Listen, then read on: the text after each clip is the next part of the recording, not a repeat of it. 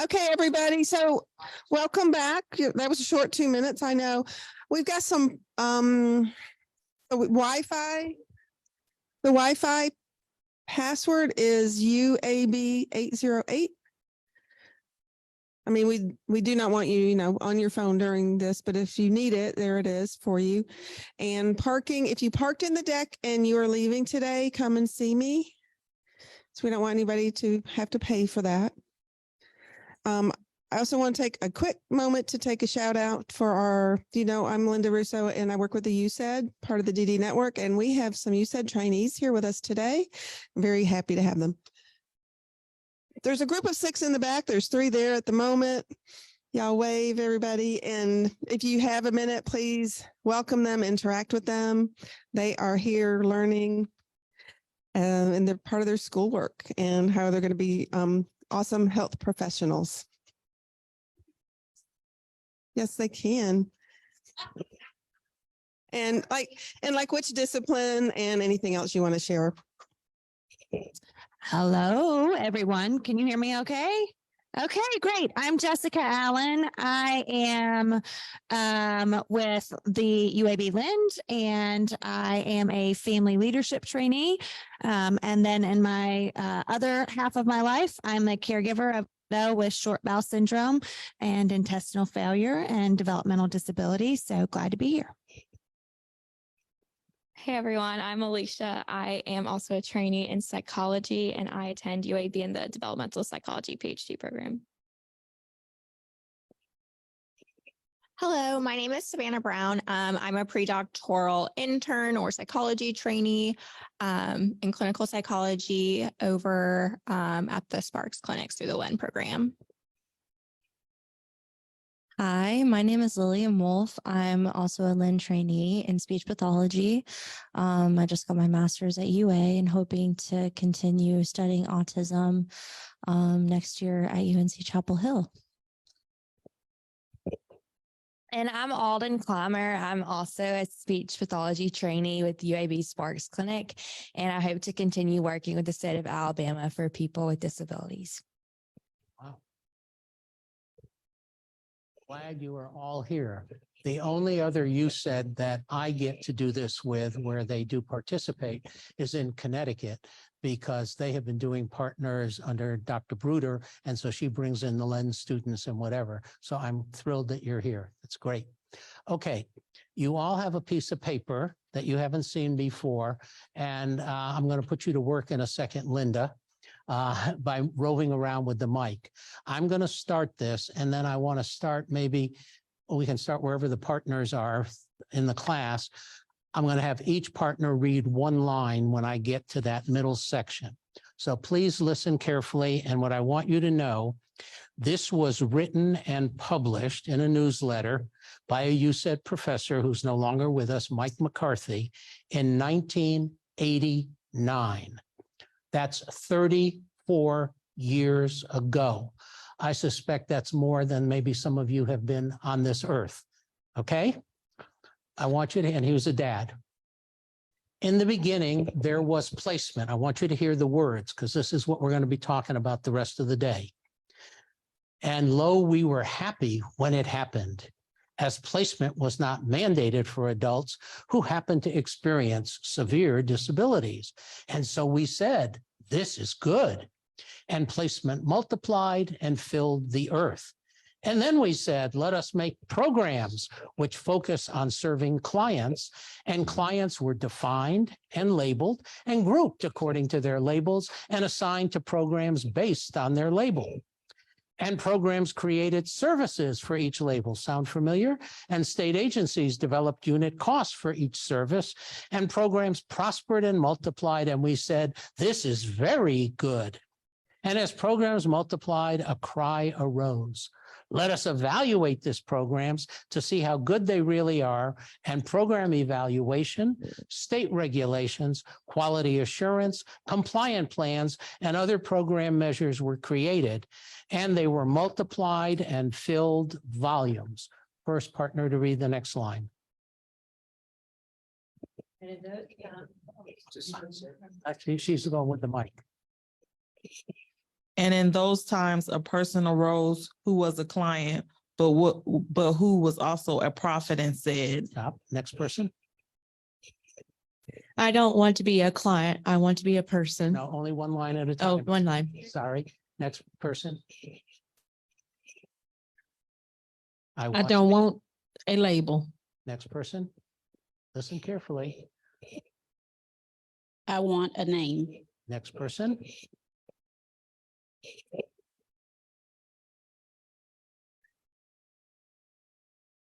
I don't want services. Okay. Next one. I want support and help. Next one. Thank you. I don't want a residential placement. Next one. Oh, Want a home. Radical. Next one. I don't want a day program. Next. Thank you. I want to do meaningful and productive things. Thank you.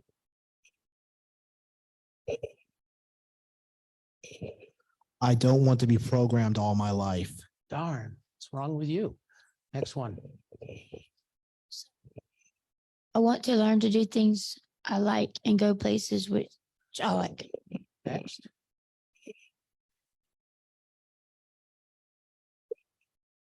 I want to have fun, to do things like I like and go places which I like. Next. I want to have fun, to enjoy life and have friends. I want the same opportunities as all of you. And to wrap it up, I want to be happy. I want you to hear all those phrases from 1989 and then the result. And there was a long silence. And lo, everyone realized they must look beyond their programs. If you hear the word program at an agency, you know you're in trouble. That's Allan. But they were troubled and they asked, how can we do this? Would not each person need their own unique program and system of support and his own individual measure of quality? And the prophet replied, even as you say, so should it be done, just as you do for yourselves. Ladies and gentlemen, this is profound thinking. This is now what all of our laws say. This is not what's being done. Language is powerful. Don't use the word client. Don't use the word program. And don't use the word long-term care. We'll get to that in this afternoon, a little later. The term now is long-term supports and services. That is the Medicaid official language. We still have legislators talking about long-term care, which is part of a medical model. So we have to be very careful. So thank you for doing this. Share it with others, whatever you want to do, because Mike was so far ahead in his thinking. Not that it wasn't being done starting in the 70s, but he put it down on one sheet of paper. And I find this is phenomenally powerful with parents, with self-advocates, and even I've done this with case managers sometimes. And you can see the light bulb going off. They didn't get taught this in grad school. They didn't. And I'm frustrated, but I can't get mad at them if they're being taught the same old cookbook stuff. So with that, we will now go to the next slide deck, please. Evolution of federal policy or something like that. Yeah, okay. I gave you in this some of the values. I'm going to go through a lot of legislative history this afternoon. You've got the slides. You want to make notes, fine. There's not going to be a test afterwards. Did you get it all? What I want you to listen for is the shift in the themes and the values that now embody everything that Mike McCarthy wrote about in every federal law involving people with disabilities. It is mind-boggling. And how I happen to end up doing this, I mean, I've been tracking it, but about 5 or 6 years ago, Dr. Colleen Wick, was she here this year also, Linda? To do the history? Okay, who started Partners in 1987, and I have been part of it since then. She asked me for the 50th anniversary of the DD Act, come Minnesota, and I want you to give the keynote address at a conference, blah, blah, blah. And I said, what do you want me to do? She said, I don't care. I trust you. Figure it out. So that's when I did this detailed tracking that you're going to get the overview of today of the impact of the values incorporated in the Developmental Disabilities Assistance and Bill of Rights Act that now are in every other federal law. That's what I want you to get, is the themes are there, the values are there. It used to be, well, they say this and they say that, and how do we get them together? That is no longer a problem. There are still problems between the agencies working together, but also even applying it, as I said before. That's why it's suit the actions to the words. That's a Shakespeare quote. We have good words. We have good values in our legislation. We just don't put it in place in most places today. And that's what we're going to be talking about. Okay. Next. Public policy. I throw that word around, but I decided a while ago, I better look it up and make sure that I know what it means. Well, guess what? Like any other word, there's lots of definitions, okay? I like this one here, what government chooses to do or even not to do. Sound familiar? Even when there's federal stuff, is the Alabama legislature always doing it? Is the Illinois legislature always doing it? Maybe not. Okay, next one. Okay. Political decisions, achieve societal goals, all right? Agenda setting of society, laws, plans, actions, behavior that it authorizes. Next one. And I like the last one, obviously. All policies are based on values, and values change over time. I said that to you earlier. And again, as we go through things, you'll see different numbers. Public Law 94-142, that was the 94th session of Congress, the 142nd law signed by the president. There's findings and purposes, which you're going to see, which nobody ever talks about, but Congress in every law says, what's the problem? What are we trying to do to fix it? That never gets taught in grad school about special ed. And I'm going to show you stuff that I suspect your transition directors have not read in special ed, I'm sorry to say.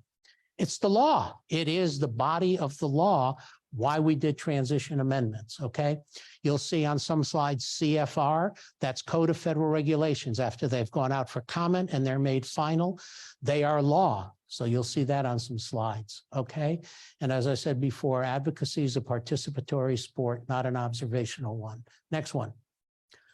Mr. Churchill said it, and Colleen Wick, I'm sure, taught you this, and I'll say the same about our legislative history.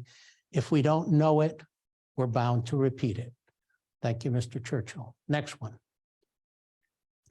We do not have time to go through all of these. You can look some up as you like. Buck v. Bell, 1927. I suspect Dr. Wick made reference to this one. That's not quite 100 years ago. Anybody know what that is or remember what it was? Supreme Court decision? Okay, James. The Honorable Oliver Wendell Holmes. You probably learned that one in American history. Revered Supreme Court Justice, 8-0 majority. He wrote the majority opinion. This was about involuntary sterilization. I want you to hear the words of imbeciles, idiots, and morons at the state colony in Virginia. Idiots, imbeciles, and morons. The Supreme Court voted 8-0, saying it is in the best interest of society to sterilize so they don't reproduce their own kind. And we will save lots of worry and cost to society. They're going to be bad people, blah, blah, blah. You can look it up. That was the law of the land, folks, less than 100 years ago. Why? What was going on in that period was the eugenics scare in this country. That disability is hereditary. And so if we sterilize all them, in 20 years, we won't have any more of them blighting the country. And blight was one of the words he used. Fortunately, we found out later, eugenics isn't the major cause of developmental disability or most disabilities. It's not genetic. And again, here's the painful part. And I hope Colleen covered this with her new video. Yes. Oh, she didn't do it this year. I'm sorry. Oh, never mind. Okay. Yeah, okay, thank you. Bottom line is Hitler, who was concerned about the perfect race, right? Heard about what was going on in the United States institutions, including lots of human experimentation. This is not well known. He sent a team to Virginia Colony and other institutions who went back to do experimentation. And when he started his annihilation, the first group he killed were people with disabilities. You need to know that. Then it was the gypsies, which we think was probably LGBT community. Then it was the Jews, in that order. But the first, and Dr. Wick, you can go to the Minnesota website, had a video made of this. I don't remember the name of the prison camp, but I think 6,000 people with disabilities were exterminated by Hitler, based on coming to the United States of America, where we were trying through eugenics to create the perfect race. Nice legacy, huh? So that's real, and it's painful to know that. But understand, there are still some people in our society who have similar kinds of beliefs today. Don't think it's all gone because that court decision isn't there. And what we found out about 10 years ago, because people kept saying, why would he write that? Somebody did digging, and they found out that Justice Holmes's brother, hang on to this, was the professor of eugenics at Harvard Medical School. So he was his inside source to say, yeah, you got to get rid of all these people. Okay, nice. Supreme Court justice, influence like all the rest of us. Who do you know? So that's a big one in our history. Subminimum wage started in 1938, sheltered workshops, as we would call them today. 1938, we didn't have special ed. We didn't have voc rehab. We didn't have assistive technology. We didn't have behavioral. We didn't have any of the tools we have. And we're still fighting whether we should close all of them. I'll show you that data in a little bit. I told you aid to the permanently and totally disabled was the first disability welfare, became Social Security, SSI, in 1972. Thank you, President Kennedy and Eunice Kennedy Shriver, for getting the first federal then mental retardation, mental health legislation in 63. That's only 60 years ago that we have started in any formal way on this journey. And it was only 1948 when we started the parent movement, the ARC and the UCP. And that was a great payoff. And it was really Eunice who was the force behind that more than the president. Next one. Okay. Right to education started in 1969. Those pushy parents in Pennsylvania. A dad who was an attorney named Denny Haggerty. I think he's now deceased, but again, I've been around long enough. I know most of these people, worked with them. And a group of parents in Pennsylvania got frustrated that their kids either couldn't go to school or would get the leftover supplies and be donated a space in the basement. In the Pennsylvania Ed Code in 1969, I want you to hear this. In order to go to school, you had to be able to walk, you had to be able to talk, and you had to be toilet trained. Show me one piece of research, Len students, that says any of those have anything to correlate with learning. Those were the criteria to go to public school in the Commonwealth of Pennsylvania.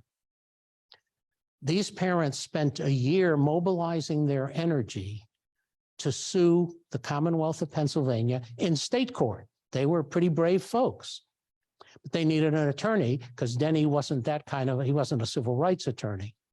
So they got a hold of then a young fella named Tom Gilhool, who passed away last year. Tom was fairly fresh out of law school, had already passed the bar, had permission to go to the Supreme Court, federal courts, or whatever. And they were in the suburbs. He came up from Philadelphia. They had a meeting at Haggerty's house. And Tom listened and said, interesting, let me think about it. 2 weeks later, they meet again. Yeah, I like your case, but this is not a state case. We need to go in federal court, and I'm prepared to do that with you and go to the Supreme Court if we need to. To which the parents then said, you want to do what? It took us 2 years to get the guts to go to state. So they said, we need to think about, they finally agreed. The lawsuit was filed, Pennsylvania then Association for Retarded Children against the Commonwealth. Gilhul was articulate and brilliant. And every time that the state's attorney general's office would object, the judge would override because the judge was loving the arguments he was making on the Constitution. Really? How about equal protection, due process, deprivation of liberty? You've heard those words, we throw them around. He built this beautiful case. And in retrospect, I understand what he did. I wish they wouldn't have stopped and settled, but it was the attorney general who said in his own head, enough, the judge is going to throw the book at us. Let's see if we can't work out a deal behind closed doors. And they did. And the term least restrictive environment in 1969 came from that, deprivation of liberty. But here's the piece that isn't told today. Why Gilhul did that is we didn't have all the tools that we have today for inclusion, but here was the analogy he used, which was the criminal justice system. When we take somebody out of society and put them in jail, okay, we use due process, they have equal protection, and if they're deprived, at some point, they're probably going to get released unless it's a heinous crime, and they're going to go on parole, but they get to come back to society. He basically said, you can only remove them for a finite amount of time. You must get them back to the place of liberty as soon as possible. That has gotten lost in school districts. They don't even know the history. I want you to know special education is a civil rights law. It's not an unfunded mandate formula. That's what we hear the school districts complain about. Our kids have absolute right to that free, appropriate public education, least restrictive environment, et cetera, et cetera. So thank you, Tom Gilhul. He then did some other remarkable stuff. But you need to know that's where it came from. And we had a bunch more. Then the DD Act from the Mental Retardation Act happened in 1970, and the councils were created. And again, the term DD, it was not a term at that time. What was happening is Senator Kennedy was getting barraged after the 63 Act by the Epilepsy League, the autism folks, cerebral palsy. We want a CP Act. We want an epilepsy. And it was, part of the Vietnam stuff. It's not going to happen. They had a meeting in the bar at the Hotel Washington. I wasn't there, but I've heard about it. And he said, I need an umbrella term. The term developmental disabilities originally was created in the bar by a group of parent advocates. And then later we went through research to define it, and I'll show you what that is. But that's important to know that it was really the limited funding from the war that said we just can't have one for every group. All right. Medicaid got started in 65, 71, we started the institutional funding, independent living, Mills versus Board of Ed, another major education case. Pardon me. Ooh. And then the DD Act was amended in 75. We added the protection and advocacy systems. The original USEDs were the universities back in 63. And then we finally got the special ed law. And again, Education for All Handicapped Children's Act. We don't call it that anymore, do we? What's the derivation of the word handicap? Anybody know? When soldiers came back from the war and they couldn't really, they weren't, so to speak, whole anymore. So they asked for money. They usually use their cap or some sort of headway. Yeah. Okay. It's a beggar. It's a pity model.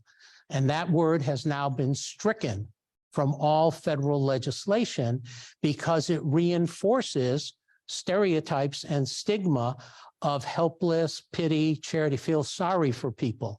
In the civil rights world, we don't want people to feel sorry for us. We want equal opportunity. So it's a whole different, so that word was there with the best of intentions. Next one, again, I can't go through all of these because we'll be here all day. The Medicaid waivers were created in 1981. We're going to spend some time on that later today as it relates to the Casey bill that we'll be working on.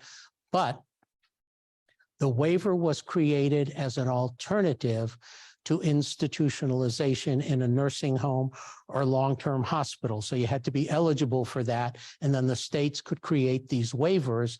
The difference is still today, under Medicaid, the basic health services and nursing homes are an entitlement. If you are eligible and meet the criteria, you can't be on a wait list for more than 60 days. That's the law. So they have to fill it up. They have to meet them in whatever. In the waiver, they gave states then, and we still have it today, the option to have a waiver, to have more than one waiver, and also to say you can set the number of people, 500, 1,000, 2,000, 5,000, but it's not an open the floodgates. That's still one of the battles we're facing, but that was the original law, and that's 42 years ago, okay? Katie Beckett, wonderful story. I don't have time to tell it. I hope you know about it. If not, look it up. That was so that parents of children under 18 who could get Medicaid in the institution regardless of income, when they come back home, we're told, sorry, we got to look at your income and your assets. You're not eligible. That's a waiver that states can get within the waiver to waive the deeming of parental income and assets if your kid is otherwise eligible for, quote, long-term care. Some states do it better than others, but most states still cap how many kids can get that. And again, that's because they have this notion of what Medicaid is for low-income people and don't understand how much this can do to keep families together. Okay, 84, we're going to come back to this. We put some nice language in the DD Act. We added supported employment, early intervention is there, the Tech Act in 88. ADA, important to know, took 6 years to get the ADA. Started in the early 80s with reports from the National Council on the Handicapped, now National Council on Disability, various books that were written, and finally, after a lot of work, we got it passed. So it's coming up on 33. Next one. Okay, in 1990, we changed Education for All Handicapped Children's Act to the Individuals. Even think about the words, Individuals with Disabilities Education Act. Right away, that just say it's not a program. Individualized educational program. We'll talk more about that. All right. And outcome oriented, we put in transition, you'll see the language. Rehab Act, major changes, we'll go through those in 92, still not being enforced 30 years later. Medicaid buy-in, you are one of 2 states in the country, South Carolina is the other, that does not have a Medicaid buy-in for adults with disabilities who want to work. So if you need long-term services and supports, personal care, other kinds of support, even if you get your health insurance from the employer, you probably can't afford to go to work. Congress created this in a long time ago, all right, with the Ticket to Work, 99. And as a result of this legislation, now any state can amend Medicaid and do a buy-in where you can raise the asset limit to 100,000 and you can raise the income limit to 75,000. Okay, your state has not done it. So to get Medicaid in this state, you have to stay poor. And therefore you can't afford to go to work even if you want to, or you have to blow off Medicaid and private pay for that stuff, which is probably not going to work if you need a fair amount of support. All right. Olmstead case, we'll talk about that in a little bit. 1999, that's getting old. Next one. Okay. And then we just keep going and keep going. Next one. All right. Mental health parity. Again, when we have bipartisanship, get out of the way. Tell you the story on this because people would say, how could Congress have passed this with such a good vote? Well, we had Paul Wellstone, a very liberal Democrat from Minnesota. Some people would say he was a socialist, but he was a liberal Democrat and proud of it. And he had a sibling who had severe mental health issues.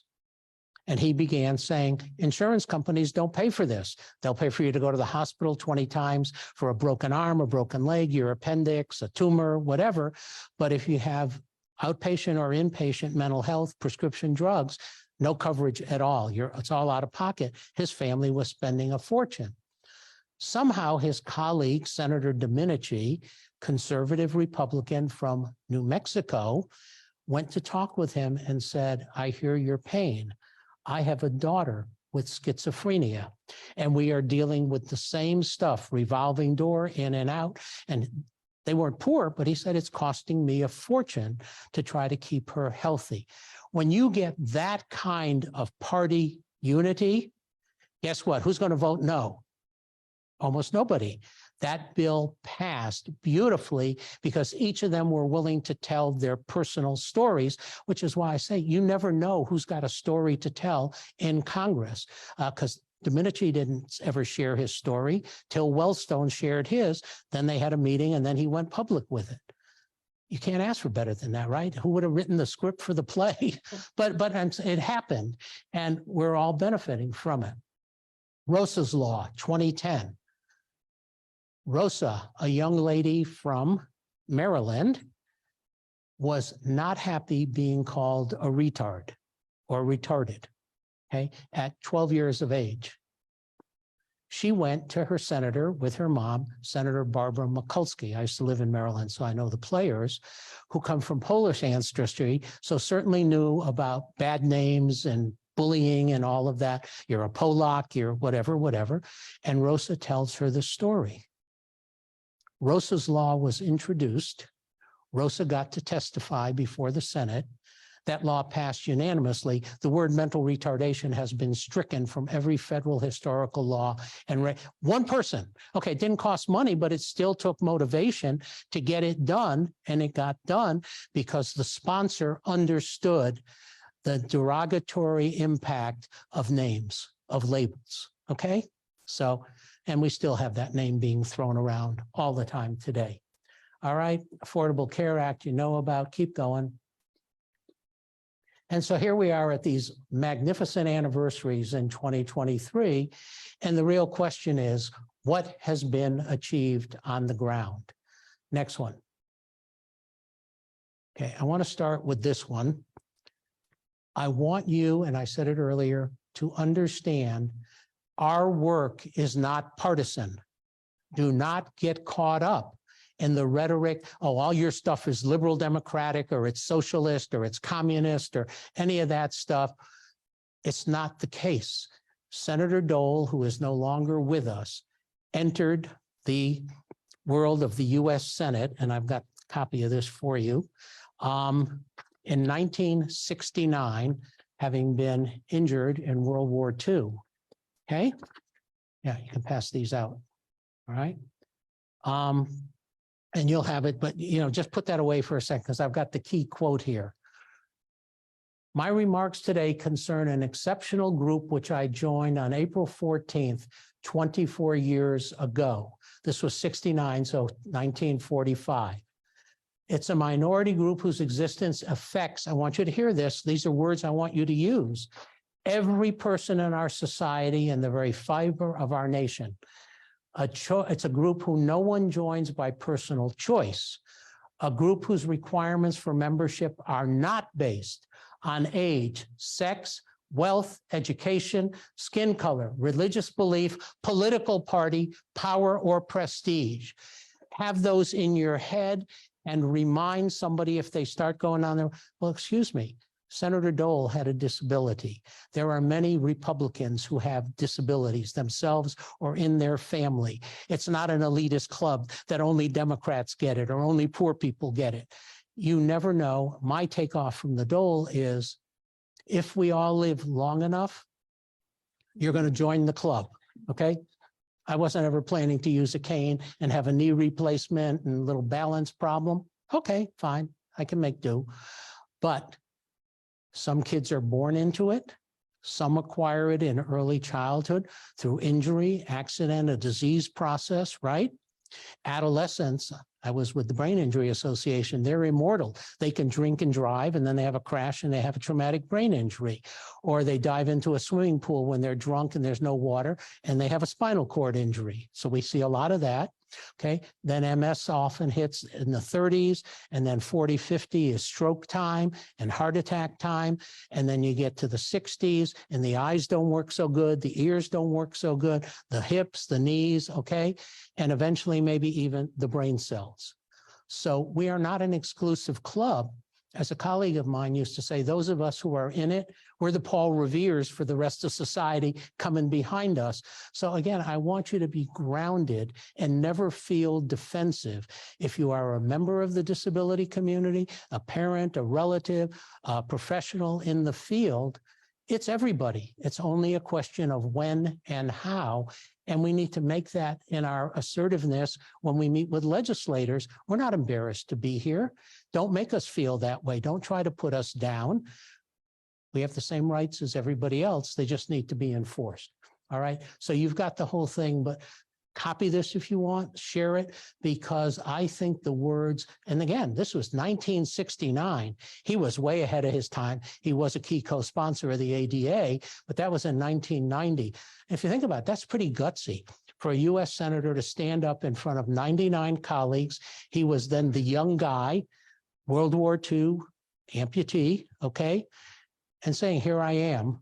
And I didn't ask for this, but I'm part of it. And in a sense, he was saying, don't demean me. That's really what he was saying here. So there you have it. Next one. Councils on DD and the DD Act. Okay. Engage in advocacy, capacity building, and systemic change consistent with the purpose. That's in the law for the Developmental Disabilities Assistance and Bill of Rights Act. Next one. Okay, remember I told you about the definition? There was none. It was just a word. We went through research. This is now the federal definition. And the reason I want to show this to you, because your state's is different and every state's is different. This is the primary focus of the councils, ADAP, and the USAID. People with 3 or more out of 7 functional limitations. That's pretty significant disability. So example I use, having worked for United Cerebral Palsy for a lot of years, somebody could have a mild walking impairment and maybe mild speech. They're not going to qualify as DD. They have cerebral palsy. They have some disability. So this definition is focused on people with more significant lifelong. And the reason I want you to start there is to see what we put in place for those people and how it has now spread for every person with a disability, regardless of label or diagnosis. Okay? So that's who the DD Act is about. Next one. So let's go to our core values now. Next. Again, as I mentioned earlier, all federal agencies today are on the same page. I never would have believed that would be possible. Again, remember, different committees of jurisdiction, different members. Somehow we in the advocacy community and others have got it all to come together. And it's pretty fascinating. Next one. Okay, so 1984, this is 39 years ago. We start talking more recently about outcomes. There they are, independence, productivity, and integration. For those people with 3 or more out of 7 functional limitations, thank you, again, key name to remember, Senator Lowell Weicker from Connecticut, a parent who happened to be chairing that committee. He got it. And then I wasn't there. I didn't get there till 86. My colleagues in 84 said to him, Senator Weicker, we want to put those definitions for those words in the law, sort of saying we don't trust the executive branch to define them. Well, and with parents, independence gets us in so much trouble because we take it literally. First of all, none of you are independent in that sense. I'm certainly not. If it wasn't for the airline last night and de-icing on the plane and good piloting, I wouldn't be here today. I was very interdependent on that flight getting here last night and the shuttle picking me up and whatever. Am I independent in a different way? Yes. In the law, and this is there, exerting choice and control. That is the definition of independence. And if you don't think everybody, given the opportunity, can't exert choice and control, I want to know where you've been. Okay? Okay, productivity, making a valued contribution to the community, volunteering or paid work. It's in the law in 1984. And integration came off the civil rights stuff, accessing the community and all its resources no different than anybody else. That has been our mantra. And I want to do the choice thing for you. James didn't mention it, but I'm Dina's dad and Mindy's stepdad. I'll do this one about Mindy. Mindy is a young lady who experiences Rett syndrome. Some of you know what that is. Yeah, read the textbook. It doesn't say one good thing about her. I entered her life when she was 16, and her mom did what all the white coats told her to do. She's going to ruin the rest of your family, place her out. She was at a residential school, and I get to meet her. And again, these were the labels: profoundly retarded, nonverbal, some leg spasticity, blah, blah, blah, blah, blah. I said, I want to meet her. So we pick her up and we go out to a restaurant, and I'm watching and I'm listening. And I said to Jan, my wife, they got it wrong, not right. And we've been on a journey ever since. The choice one I want to tell you about, and we've moved her into the community and good things have happened. But this was about 7 or 8 years ago. We had a family wedding going on, and my wife is adamant. Her daughter, my daughter, don't dress like, I'm sorry, the typical adults with DD dress. They're going to dress age appropriate and whatever. So we were out at a big shopping center on a Saturday picking out stuff for Mindy, and Jan was, and I can't tell you why I did this, and I wish I had had my phone with a camera at the time. I said to her, to Mom, Jan, stop. I want Mindy to pick out the top she wants. And again, she sort of looked at me. I mean, she's been on this journey with me. So I cleared the tabletop. This is a Saturday in a big department store. I don't care. And I said to my wife, pick out 3 different colors, but the same top style, because otherwise that's too confusing for any of us. Then she might choose the style, not the color. So she chose 3, hot pink, bright red, and sort of a turquoise aqua, all lovely, the same sequin tops. Mindy's to my right. Mindy also has, as part of her Rett syndrome, 25-second auditory processing delay. Try that one, folks. I can't even comprehend it, but we know it, so we work with it. She's to my right. I was a psychologist way back when. So I said to her, Mindy, please pick out the top that you like. Pause, let it process. Then she's looking around, she's eye gazing. Again, fine motor is not great with this fist, hot pink. So Jan says, okay. I said, no. Psychologist says you got to do at least 3 trials, right? Sorry, that's how I was trained. So I rearranged them because that could have been random, just as convenient to her right hand.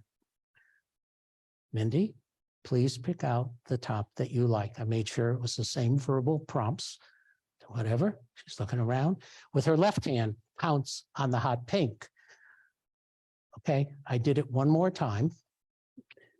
Gave her the same prompt. Now, this is where I wish I had the camera, because remember, she's profoundly retarded. Mindy, please pick out the top that you like. She turned and looked to me like, what the hell is your problem, man? I've told you. That was the look on her face. And guess what? She picked out the hot pink again. And I said to her mother, go with her, pick it up, pay for it or whatever. She walked out of that department store with one of the biggest blank eating grins I've ever seen on her face. She exerted control. She got the top that she wanted. So when people tell me people can't do it, we don't give them the opportunity to do it. We don't give them the structure to do it. So I share that with you. And again, her label is totally irrelevant, as we have since learned since. But that's my beautiful example of informed choice. It wasn't like choose from 100. Most of us struggle to do that, and you weed it down to 2 or 3. So Jan weeded it down to 3 colors of the same top. She was adamant, and she looked lovely at the wedding. Okay, so that's been in the law, though, and it is not being upheld. You know that, and I know that. In school, in voc rehab, in the waiver, we're going to show you where this all now is in everything else. This is 1984 for people with some of the most significant disabilities. Next one. Okay, 1990, we added self-determination and inclusion and cultural competency in the DD Act. So that's now been around for 33 years. That's pretty cool stuff if you think about it. Next one. Okay, whoops. Okay, now, and again, I underline this, I don't change the words. They went out of their way in the policy, individuals with DD, so that's 3 or more out of 7, including those with the most severe. So that would be 4, 5, or 6 out of 7, okay, are capable of those same outcomes, but require individualized supports. Notice even there, we didn't use the word care, supports, services and supports. That is the term of art. Don't use that other stuff. It protects, it's the medical model. What we did here is we got rid of the medical model that says we need to fix broken people. We're not denying disability. That's not the focus of life. Okay, it's a characteristic, it's important, but so is your height, your weight, your skin color, your hair color, all of that stuff. And we know people make assumptions about some of that as well. But that's stigma and stereotype. Next one. Families have competencies. And here we go again, strengths, resources, priorities. Look at these words in 1990 in the DD Act. So every person has unique strength, resources, priorities, concerns, abilities, and capabilities. Everyone. It doesn't say except the bottom 1% or those with an IQ below 12 or whatever it is. And by the way, please get rid of IQ scores. They're irrelevant for this population. They were never standardized on this population. And particularly in Mindy's case, she always got a 0 because she couldn't do the manual dexterity stuff on the Wechsler or the Binet. And because of the verbal stuff and the time stuff, she couldn't answer any of the questions. Flunked. She's profoundly retarded. Now that she's got eye gaze communication, she's far from it. But that's what they thought. Okay, next one. Inclusion. Again, I'm not going to read these to you. This is 1990 defining these terms in the law. Okay, presence and participation, homes close to community resources, regular contact. That's called inclusion. That's called integration. Next one. Okay. Oh my goodness, we were even talking employment in 1990 for them. How could that be? They can't work? Yes, they can. We'll get into that. All right. So this is again in the DD Act in 1990. Keep going. Next one. Okay. This is your test again. Look at that set of triangles very carefully. Take your time, 30 seconds. I want you to count and tell me how many triangles are in that diagram. And don't say anything yet, just study it carefully.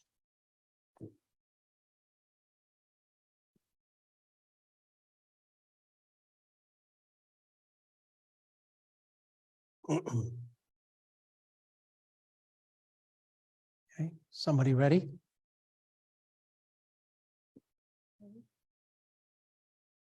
You ready? Go ahead. 5, 8, 8. Anybody else? 0. I'm sorry? 0. You took this test before. No. Okay. But here's what I did, folks. I set you up. That's what labeling does. That's what stigma is about. Okay, there are no triangles. There are pieces of triangles, but they're incomplete. There is not one completed triangle. This is what we do when we say, meet so-and-so, they have Down syndrome. Meet so-and-so, they have cerebral palsy. Meet so-and-so, they have spina bifida. Meet so-and-so, they have a moderate intellectual disability. Go down the list. Right away, boom, we have a box that they're going to fit in. Forget all that stuff. Each person is a unique individual. And go to the next slide, and then we'll take a break. Okay, what we believe to be true is the basis of reality and the world we experience. So I'm going to share with you now a positive negative story because we're a couple of minutes into the break time. And this is a colleague of mine who is now the employment director for the National Down Syndrome Society. He sits on the council for North Carolina DD Council. Ryan Rotundo is his name. He has a sibling with Down syndrome who is working, so he knows what's possible. He started his job January of 22. As the pandemic seemed to open stuff up, this is real. He gets a call in April last year. Hi, this is so-and-so with such and such a company. We've just reopened, and John is one of our best workers. He's come back. I don't know if he said he has Down syndrome or he has Downs or whatever. And here's what he says to Ryan. Get me another John. Okay? Ryan, being the employment director, said, I wasn't sure. He said, let me think about that and I'll call you back. So he calls Allan and says, all right, what do I do? And I said, you need to figure out a script to help him understand that John is a great worker. He happens to have Down syndrome. You could send him Sam, who has Down syndrome, who couldn't do that job and isn't interested in doing it, but might be willing to do a different job. And what you might have to do is say, let me connect you to some other employment services in your city who might help you with other people with disabilities, since you know they can work and whatever. And he thanked me because he was so worried he was going to hack this guy off. And I said, do the same thing about height, weight, and whatever nicely. A month later, he gets a call from another employer in the New England state, a woman, somebody in a textile plant, calling about this woman who come back. Exactly the same thing. Send me another Sarah. So you think we've made progress in the employment world, and we have. But lots of the stigma is still out there that everybody with Down syndrome is Sarah. Everybody with Down syndrome is John. And we have so much work to do to say Down syndrome is a thing. Yeah, we're not denying it. So it's my blue eyes. Does that define me? No, my wife likes them. That's a good thing. But no, you know what I'm saying? We get caught in these traps.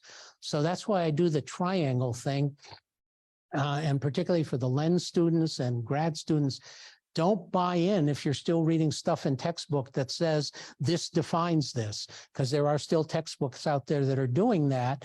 And all we're doing is perpetuating, 40, 50, 60-year-old mythology. Now, am I right? We were supposed to take a break at 3? Yeah. Okay. I took 5 minutes, but okay, we'll break till 3:30. Okay.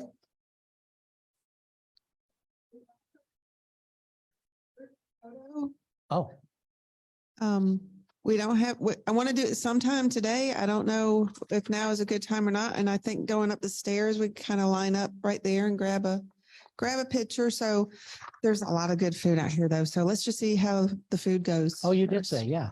Okay. Yes, lots of food. And Melissa Hall is on her way. So we will just see how that what happens with that when we come back. Fair enough. About a 30-minute break. Okay. Okay. Nice transition. And now if we can put the slides back, please. Okay. So that was our case with the triangle.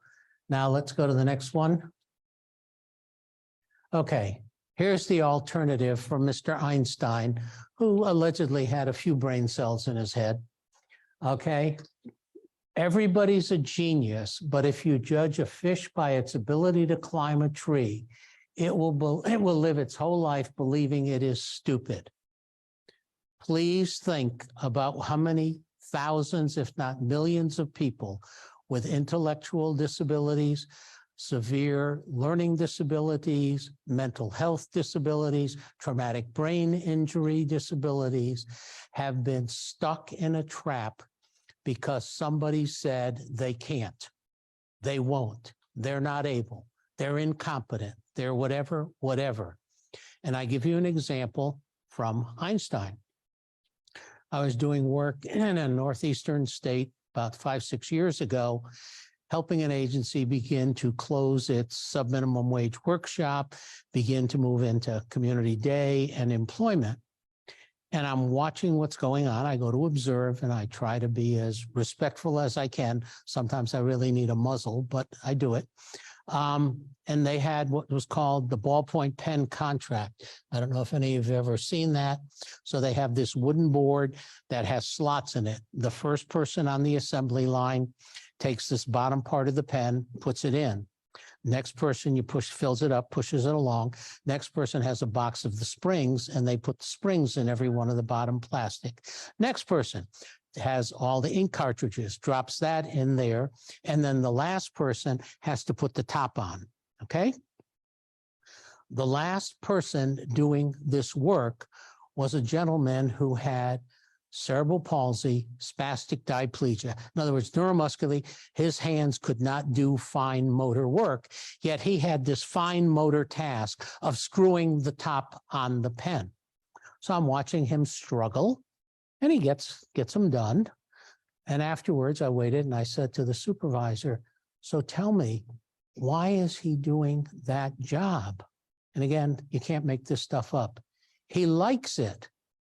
Oh, really? Well, what else has he done? Well, he's been doing that for 10 years. And I said, how much is he earning on average? Oh, about 38 cents an hour. I said, oh, he's going to get rich real fast. And he was slowing down the rest of the production because it took him longer than the other folks to do that.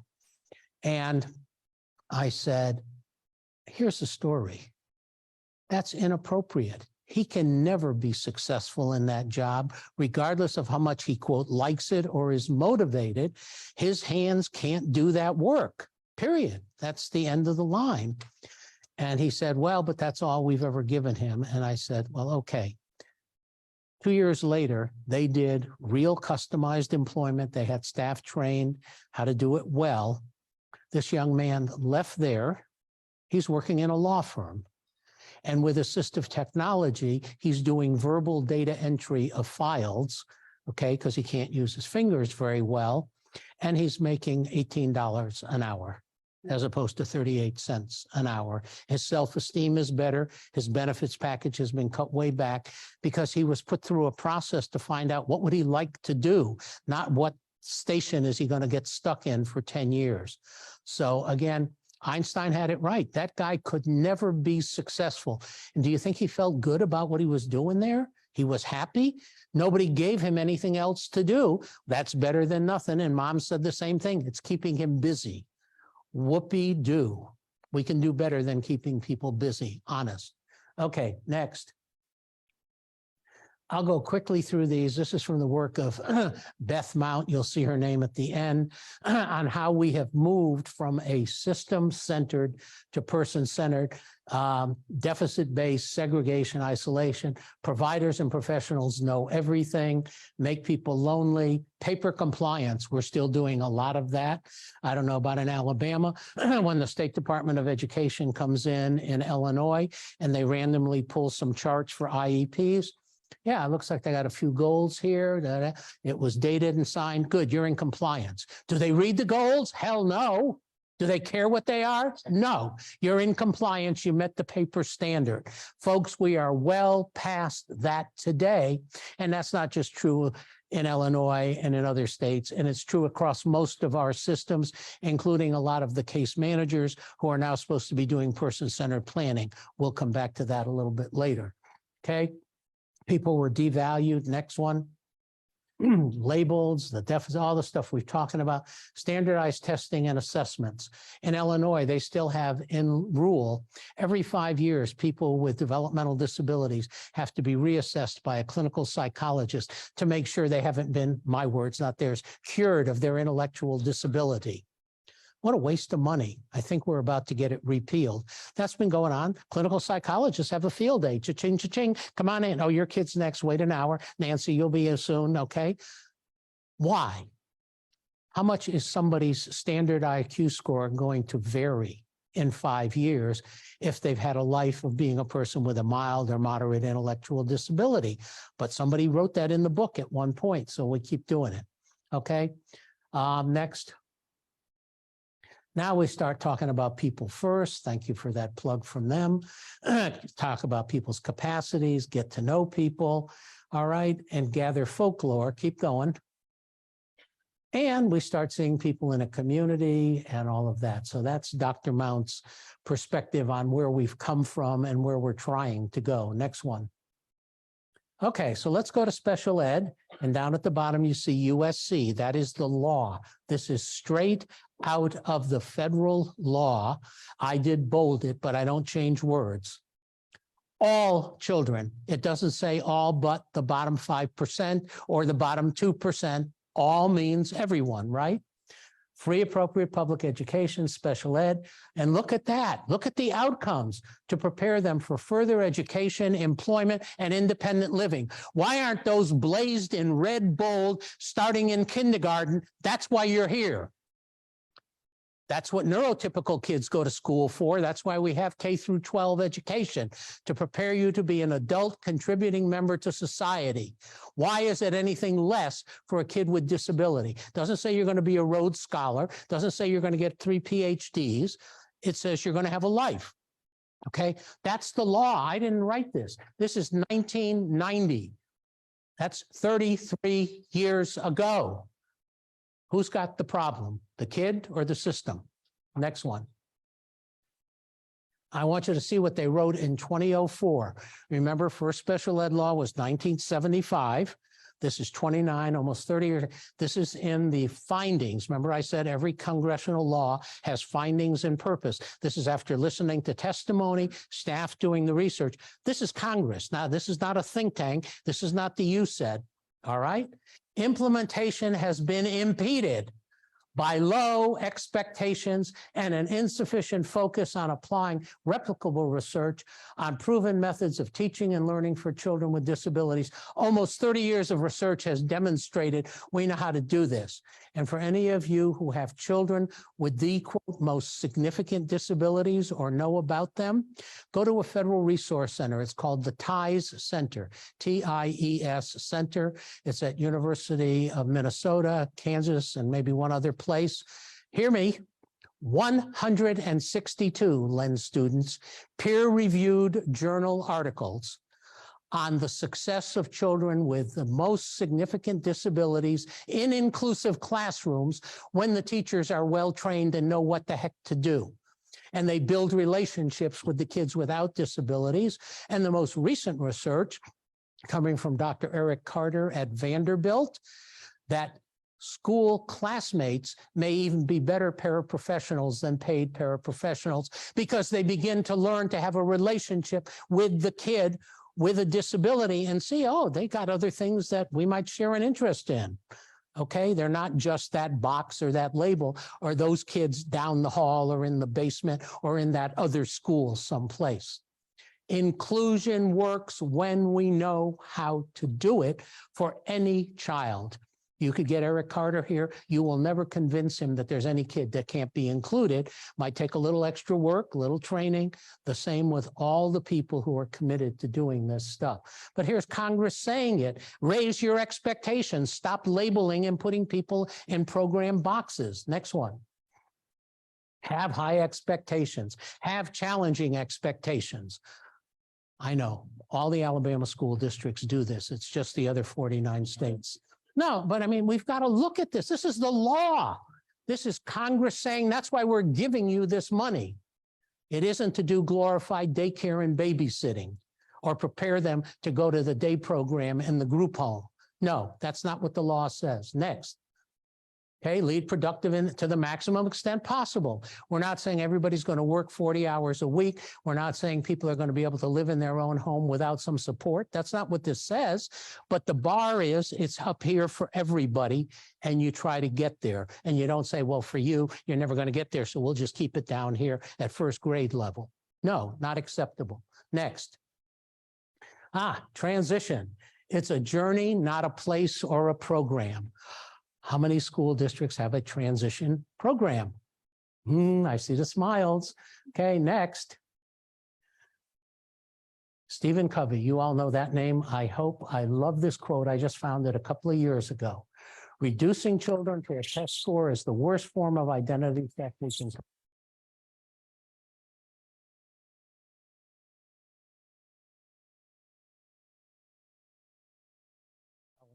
And saying, putting a label on a kid, any kind of kid, is disgusting. That's what he's really saying. And I love the last line.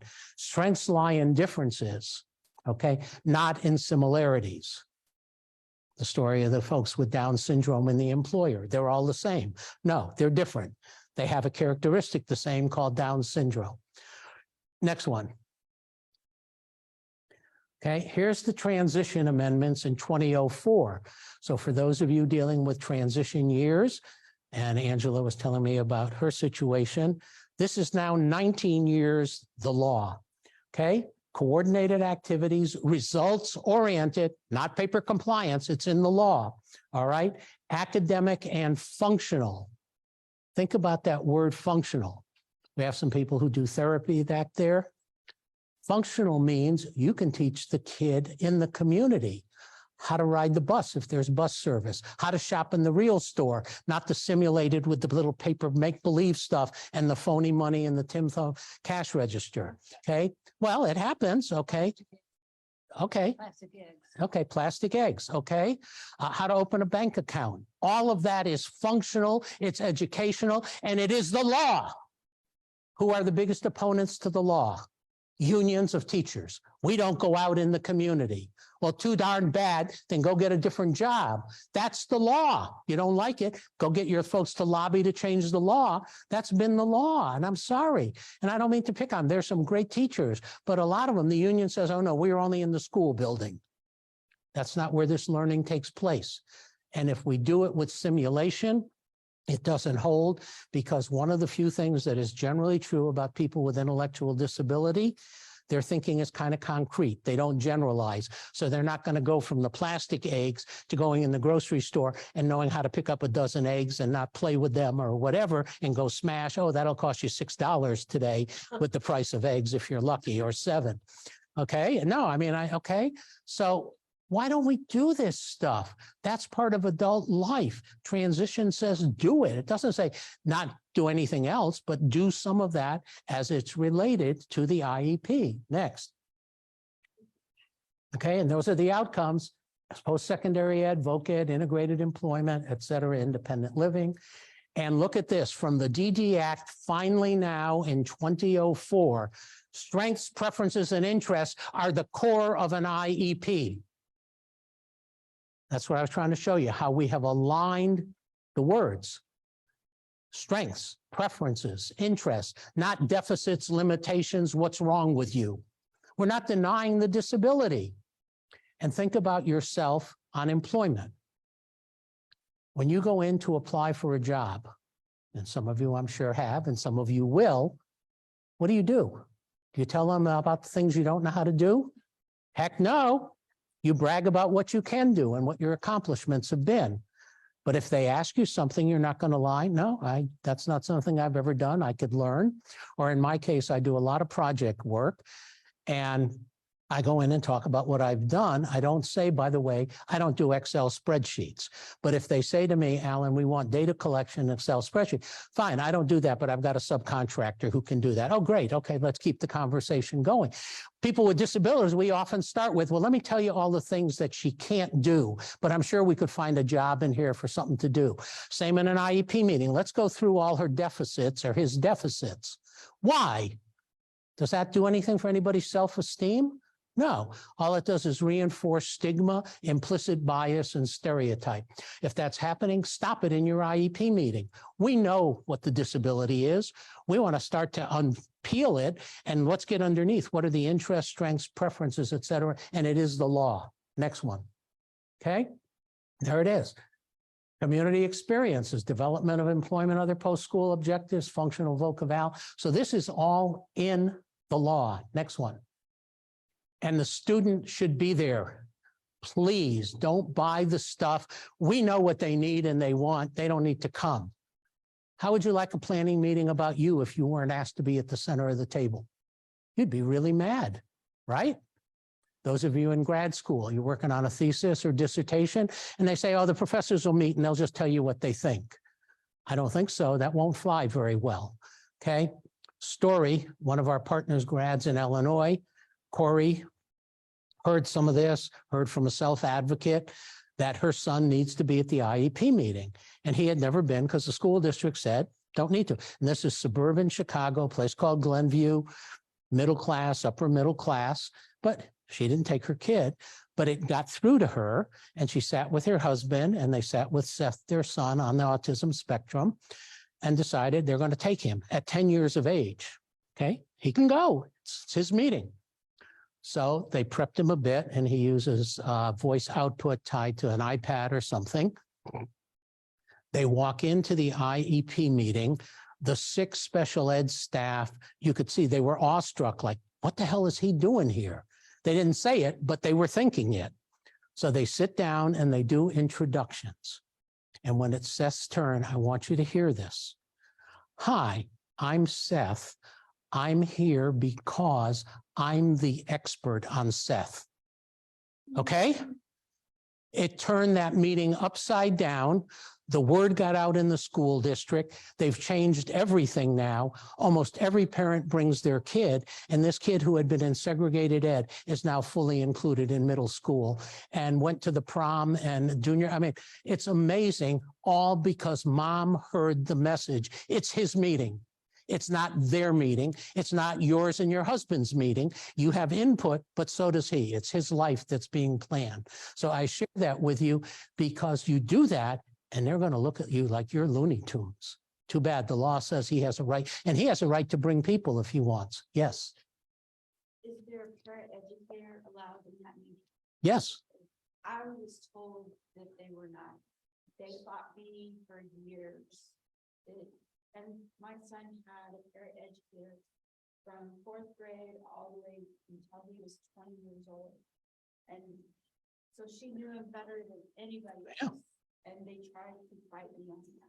Well, I will defer to Nancy on this one, but I have attended many IEP meetings as the advocate at the request of the family, have never been challenged. And if they tried to, I would pull out the regulation that says they had the right to invite me. Yeah.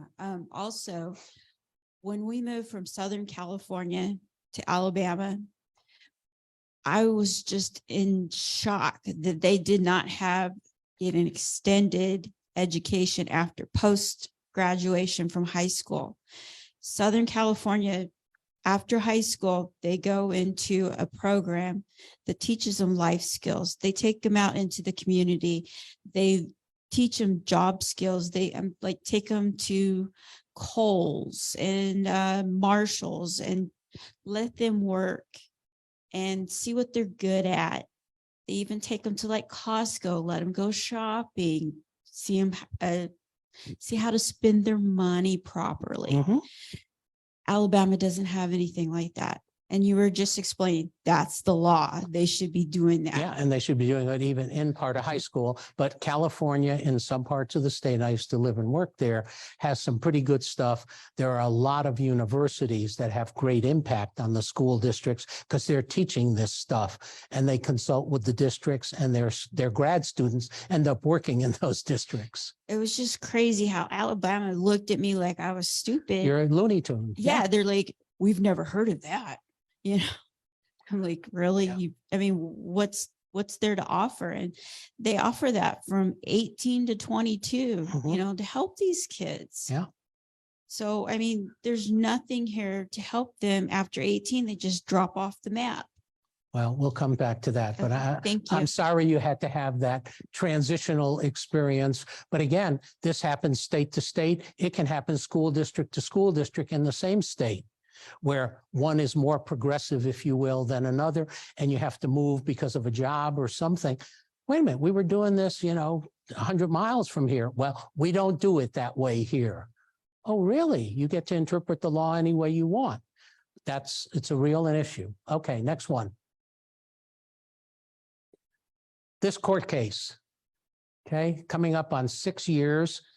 You're going to know more about this than most special educators who, in my experience, have never heard of it. And it's only 6 years old. Why would we pay attention to a U.S. Supreme Court case? 8-0. And what's important about this, the Chief Justice Roberts wrote the opinion. James can probably tell you a lot more than I can.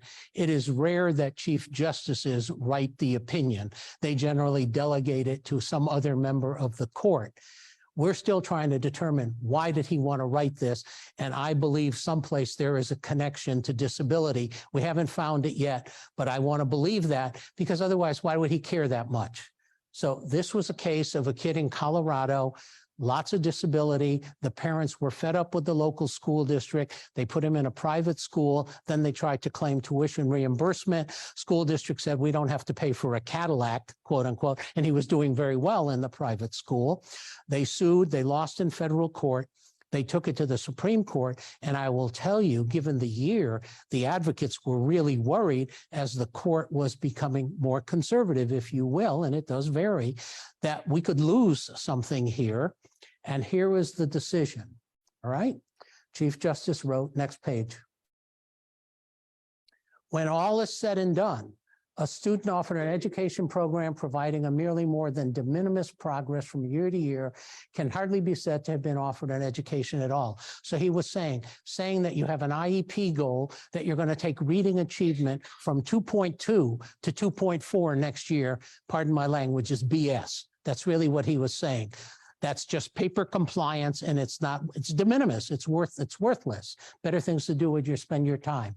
Requires an education program reasonably calculated to enable a child to make progress, appropriate in their circumstances. Fine. The IEP is more than a form. That is a direct quote from a Supreme Court Chief Justice, and the Supreme Court decisions are the law of the land. That applies in Mobile, Montgomery, Birmingham, any other place in this country. And I'm telling you, I do a lot of work with special educators. They have not been taught this by their local school districts. They haven't been taught, their superintendents haven't heard about it. I don't know why. That's not my problem. I'm sorry they don't, and I'm frustrated. That's the law. And you need to have that in your toolkit when you sit down at an IEP meeting and all they're talking about is playing paper games. Sorry, inadequate in the 2020s. Next one. Okay. This comes from a manual. You can go Google this, OSERS, May of 2017. I think it's recently been updated. This is a transition guide put out by the federal government agency. Measurable post-secondary goals, age-appropriate transition, training, education, employment, et cetera. Okay, so now this is the federal agency implementing the law, putting out a manual of do this. How many school districts have got it? You can get it. You can use it. You can bring it to the meeting and cite it. Next one. Okay, and then research. Dr. Luking just retired, University of Maryland, longtime friend, colleague. Over 20 years of research, all paid for by us, all from the Department of Education, every one of his projects, all right, with transition kids, all right. The best predictor of work after graduation from high school is work while in high school. What a radical thought. None of us ever worked in high school, right? I mean, when you think about it, it's common sense, but we've said not them. They'll get it after 22. They'll get it when they're 30 or whatever. Why not volunteering? Why not summer work trial kind of stuff for all of our kids with and without disabilities? But again, this is 20 years of Department of Ed research published in journals all over the place. And again, it works if you know what you're doing and you turn your head the right way. Next one. Okay. And then this is from Dr. Carter, parental expectations. Here it is. This is a quote. Expectations change the path of what experiences are made available and what's taught. If your expectation is down here, that they're not going to do anything, then we'll just keep doing babysitting. If you started up here, oh, maybe we better look at independent living. Maybe we better look at employment. Maybe we ought to look at volunteering, internships, apprenticeship, maybe post-secondary education, junior college, voc ed, trade schools. You know what the trades are paying these days?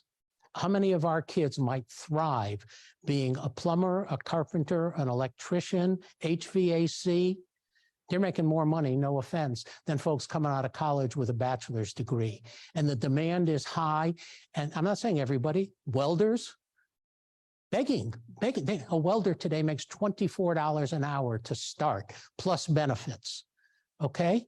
That's 50 grand a year, folks. You don't need SSI with that. Okay? But we don't even think that way because it's not considered realistic. It's very realistic. And again, under ADA and 504, kids with disabilities have the right to access those with reasonable accommodations. See ADAP if that's a problem. Keep going. Okay. And again, this is Dr. Vanderbilt, Dr. Carter at Vanderbilt. And this is a direct quote, changing introductions from deficits and what cannot do to strengths, preferences, interests, gifts, and contributions. Relationships matter, location matters. Those are his code words for inclusion. Think about this. When I went to school many moons ago in Hartford, Connecticut, I remember seeing one kid in my school who had a white cane, and I learned that meant they were blind or didn't see well. I never saw a person using a wheelchair in school. I might have seen somebody out in the community. I never saw a person with Down syndrome. I learned in my community with my friends, I call it implicit bias. Over on the other side of town was a place called the Dummy School. Nice term, but that's what it was called. What did my friends and I do? We conjectured up some kind of gross image because if they were like us, they'd be in school with us, right? We perpetuate that every year in every state in this country, that we keep kids separate. And who are the next generation of decision makers? Those neurotypical kids who saw those other kids as less than. They're the next parents, they're the next teachers, they're the next doctors, they're the next lawyers, they're the next employers, they're the next legislators. I am adamant we must do school inclusion and do it well, and people begin to see the diversity among their peers. And if we do, I think a lot of this stigma stuff will begin to go away. No matter what we do, if we don't get the inclusion piece, I'm not sure we're going to make a lot of advances, I'm sorry to say. And that's what Eric is saying. Next one. Okay, that's just something you all can look at if you're doing transition and post-secondary stuff. I wish I could tell you who created it. I can't find the source. It wasn't me, but it's a marvelous piece to just sit down from 14 to 22 and look at all of it. And what's in the middle? Student and youth outcomes, not compliance. Next one. Okay, technology. Please, please, please. You heard Melissa talk about somebody who needed some augmentative communication show up at the resource. We don't think it. Human service professionals think about other human service professionals or paraprofessionals. The power of technology is massive, massive. As I said, my stepdaughter Mindy, without eye gaze communication and a Dynavox, she still wouldn't have it at 50 years of age. She got it at 47. It has opened up all kinds of opportunity. All right. Some kids are lucky. They get it in early childhood or they get it in first grade. And again, whether it's for communication or mobility or anything, apps on a phone, it's powerful. And for us, it's a necessity. We think about it for them as a luxury. No, it's the other way around. Okay, so this is the definition. It's in the law. Under IDEA, it must be provided. Next one. And look at this from IBM 32 years ago. For people with disabilities, technology makes things possible. Think about that. Think about it. Okay, I'm going to give you a story. Again, I like to make this stuff real for you. A colleague of mine in Metro Chicago, who is one of the most outstanding job development, traditional supported employment people I've ever met. She's great.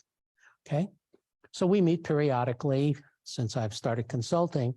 And she called me before the pandemic, Allan, can we meet at this Target? Blah, blah, blah, blah, blah. Sure. So we're sitting drinking some coffee. And then she says, look over there at cashier line 7 or whatever it was. So I'm watching this young man. I don't know, it looks good to me. He's got a nice smile. He's making change, handling credit cards. I didn't see it. I said, okay, what am I missing? He's about to get fired. I said, what?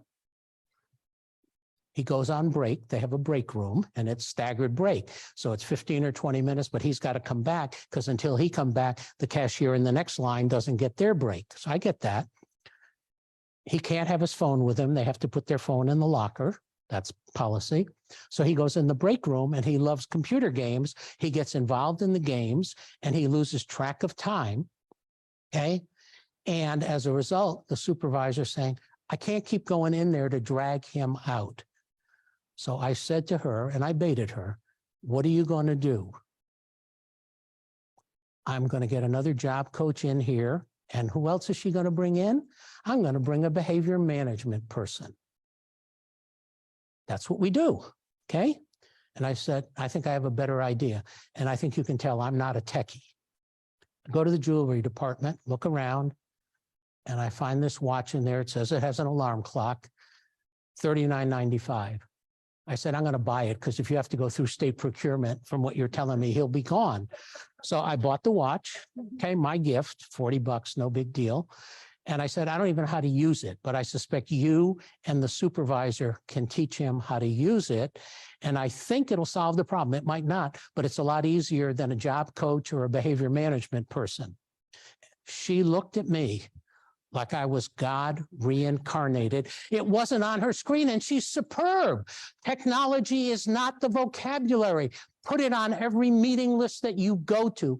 What are we trying to do here that a piece of technology, whether it's off the shelf or moderately customized or very customized, might do to liberate the person, give them greater independence, self-determination, all of that stuff. So I said, good luck and whatever. She calls me back in about 6 weeks, and I'm thinking, God, that's a long time. She was busy. I said, so how's the young man doing? Oh, great. That was a wonderful idea. He had it under control within 4 days, blah, blah, blah, blah, blah. I said, great. So he's kept his job. I want you to hear this. No, it's better than that. Remember I told you he had a nice smile? Not only did they keep him, he is now the assistant director of customer service in this store. He was going to lose a job over a $40 wristwatch. I share that with you because how many times does that happen every day in school or in adult life where a piece of technology can liberate somebody, okay? And I'm not the guru at this stuff. I know enough to be dangerous, and I'm glad it worked. But think about it. Had that not happened, I don't know if she would have been successful with a behavior management person. He probably would have rebelled, okay? So the stories are very powerful. Don't ignore technology. Next one. Voc Rehab. Now we'll go into ADRS, and you have, in my opinion, a very, very good director. Some of the staff may not be and whatever, but she gets this stuff. No, I've met with her. All right. This is 1992 law, 31 years ago. And yes, my fingerprints are on this. Prior to this, the law said to get VR services or ADRS, I'm going to sit down a little bit, that you have to have a disability. It has to be a barrier to employment. And that I, the counselor, that was my first job, I get to play God and look at you, Angela, read a few people. Nah, I don't think you're feasible for employment. Come back in 5 years, go do something else or whatever. And I could reject you. That was the law. We knew that was not working. So we began to canvass, and this is before computer, around the country with fax trees, like listservs, people around the country, anybody who's been turned down by your state rehab agency, but in spite of them got a job. We had hundreds within 2 weeks. So we picked people based on the states of the committee in the House where this was going to be heard. This was myself and my colleague, Dr. Chris Button, who's now at the Office of Disability Employment Policy. And we helped orchestrate their 5-minute testimony and said, you must bring the rejection letter from state rehab and your most current paycheck. And if you have a letter from your supervisor or boss, that would be great as well. So we got 5 people, different states, different disabilities. We didn't want to pigeonhole this at all. First person gets up, she does her thing. It was a woman who was legally blind. And you could watch the expression of the members of Congress getting mad. VR said, I can't work, but through networking or this, that, or the other, I've got this job. I'm now earning this much money, blah, blah, blah. Next person comes up, similar. By the time the third witness came up, who I think was a gentleman with cerebral palsy, rolls up in his chair, I thought the members of Congress were going to kill the federal government agency. They basically said in the hearing, we don't understand this. We give them money so people like you can get jobs. And basically they said you couldn't. And in spite of them, you did. The law then was changed. It took a couple of weeks, but in principle, that third criteria of my being the judge of whether you can or can't was dropped. Now the standard is there's a presumption of employability and only with what is called clear and convincing evidence, which is not a test score. It's not a DSM diagnosis. It is real evidence that would stand up in a court of law, as our lawyers could tell you, that we've tried things and you can't work. I'm here to tell you, with customized employment done well, everybody can work, so that that test doesn't hold anymore. That's been the law for 31 years. Some of your local rehab counselors do not know that. In many other states, they don't know that either. They don't really even understand what customized employment is. So but that's the law. And again, 1992. Next slide, please. Okay. There it is, clear and convincing evidence. Next one, that's the presumption. And here are the outcomes. Oh my God, now VR is stealing the language from the DD Act and special ed. And I say stealing, I'm thrilled because look at this. Integrated employment, not segregated. Individual strengths, resources, priorities, concerns, abilities, capabilities, interests. That's what Voc Rehab is supposed to build their plan on. Not again the label, not on the deficits, not on the diagnosis, not on the IQ score. But you've got to know this. You've got to feel comfortable when you go to those meetings, if they start playing that game to say, excuse me, that's not the current law. Okay. And again, copy this and bring it with you. CFR is Code of Federal Regulations that governs their behavior. It is the same as Congress. That's how the federal agency interprets the law. It's beautiful. And informed choice. We're going to talk about that. I told you about that with my stepdaughter. Next one. It's even defined in the regulation. Look at this. Informing each applicant eligible through appropriate modes of communication, availability and opportunity to exercise informed choice, including the availability of support services for individuals with cognitive disabilities who require assistance in exercising informed choice.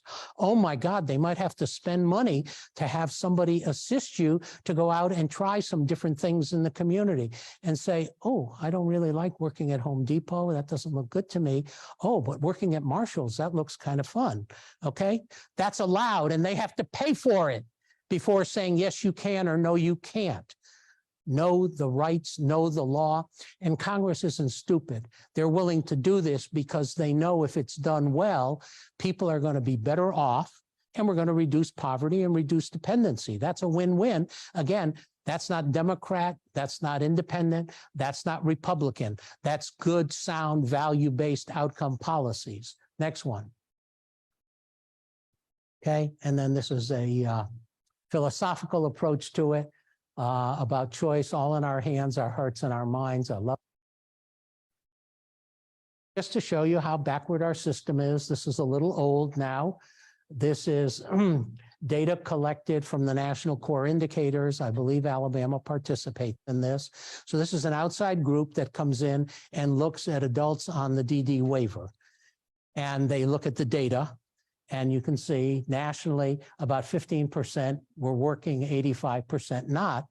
Then the surveyor goes out and says, oh, excuse me, Nancy, I'm here with National Core Indicators. We're looking at some things. Do you have an interest in working? Okay, that was the question, which we know sometimes is not adequate. But even asking that question, and the 85% of people who did not have work, okay, almost half, 47% said they wanted a job. Not bad, right? So then they go dig into the paperwork on that 47% and look at that. 70% had no job goal. Why? Because the case manager didn't ask the question because they had a low expectation. Where's the problem here? Is it with the person with a disability who says they want to work but doesn't get asked it in the formal meeting because somebody made an assumption you can't or you shouldn't or you'll lose your benefits and parents are in the mythology game. Well, if you go to work, you're going to lose everything. That's also not true. We'll come to that.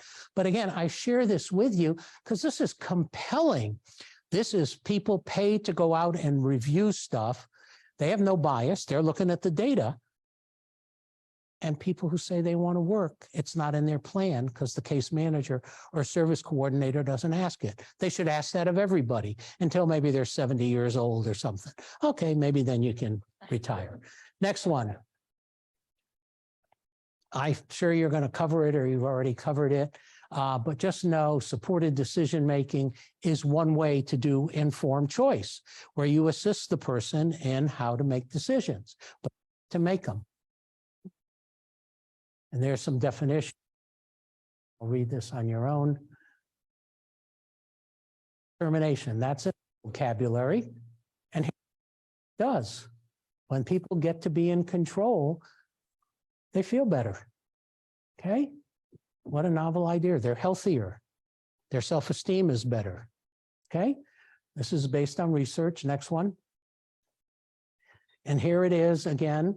Regarding the transition students, the same clear and convincing evidence for transition VR services. They can start as 14 to 16. Next one. There it is. Clear means unequivocal. Thank you, Carol. Next one. And again, these are from their documents. This is the definition of significant disability in the Rehab Act. Okay. One or more functional capabilities in terms of employment is going to require multiple VR services over an extended period of time. It isn't come on in, we'll get you a job and we'll close your case in 30 days. That's not what VR is primarily in the business to do, or ADRS. It's with people with more significant disabilities. People with less significant can go to the workforce job centers and they ought to be working with VR, but they don't. All right, next one. Okay, and this goes on further. And then look at this one. Anybody on SSI or SSDI is presumed eligible because they've met criteria for the Social Security Administration. So they don't have to put you through a lot of hoops. You come in and you show, I get SSI or I get SSDI or my son or daughter does, you should automatically be in, and they ought to start to talk about what kind of plan and informed choice and all of that, as opposed to, well, we still need to evaluate you and we'll decide. No. Violation of the law. Next one. Now we got WIOA. Look at that vote recently, because again, we had Democrats and Republicans involved in employment for people with disabilities and knew how important it was. So this thing passed. And we're emphasizing transition. Some of you are there. All right. Most significant disabilities. Customized employment was added to the law. Next one. We define supported employment, and the state has to use half of its money on the kids 14 or 16 to 24. Why do you think Congress put that in there as a mandate? Come on.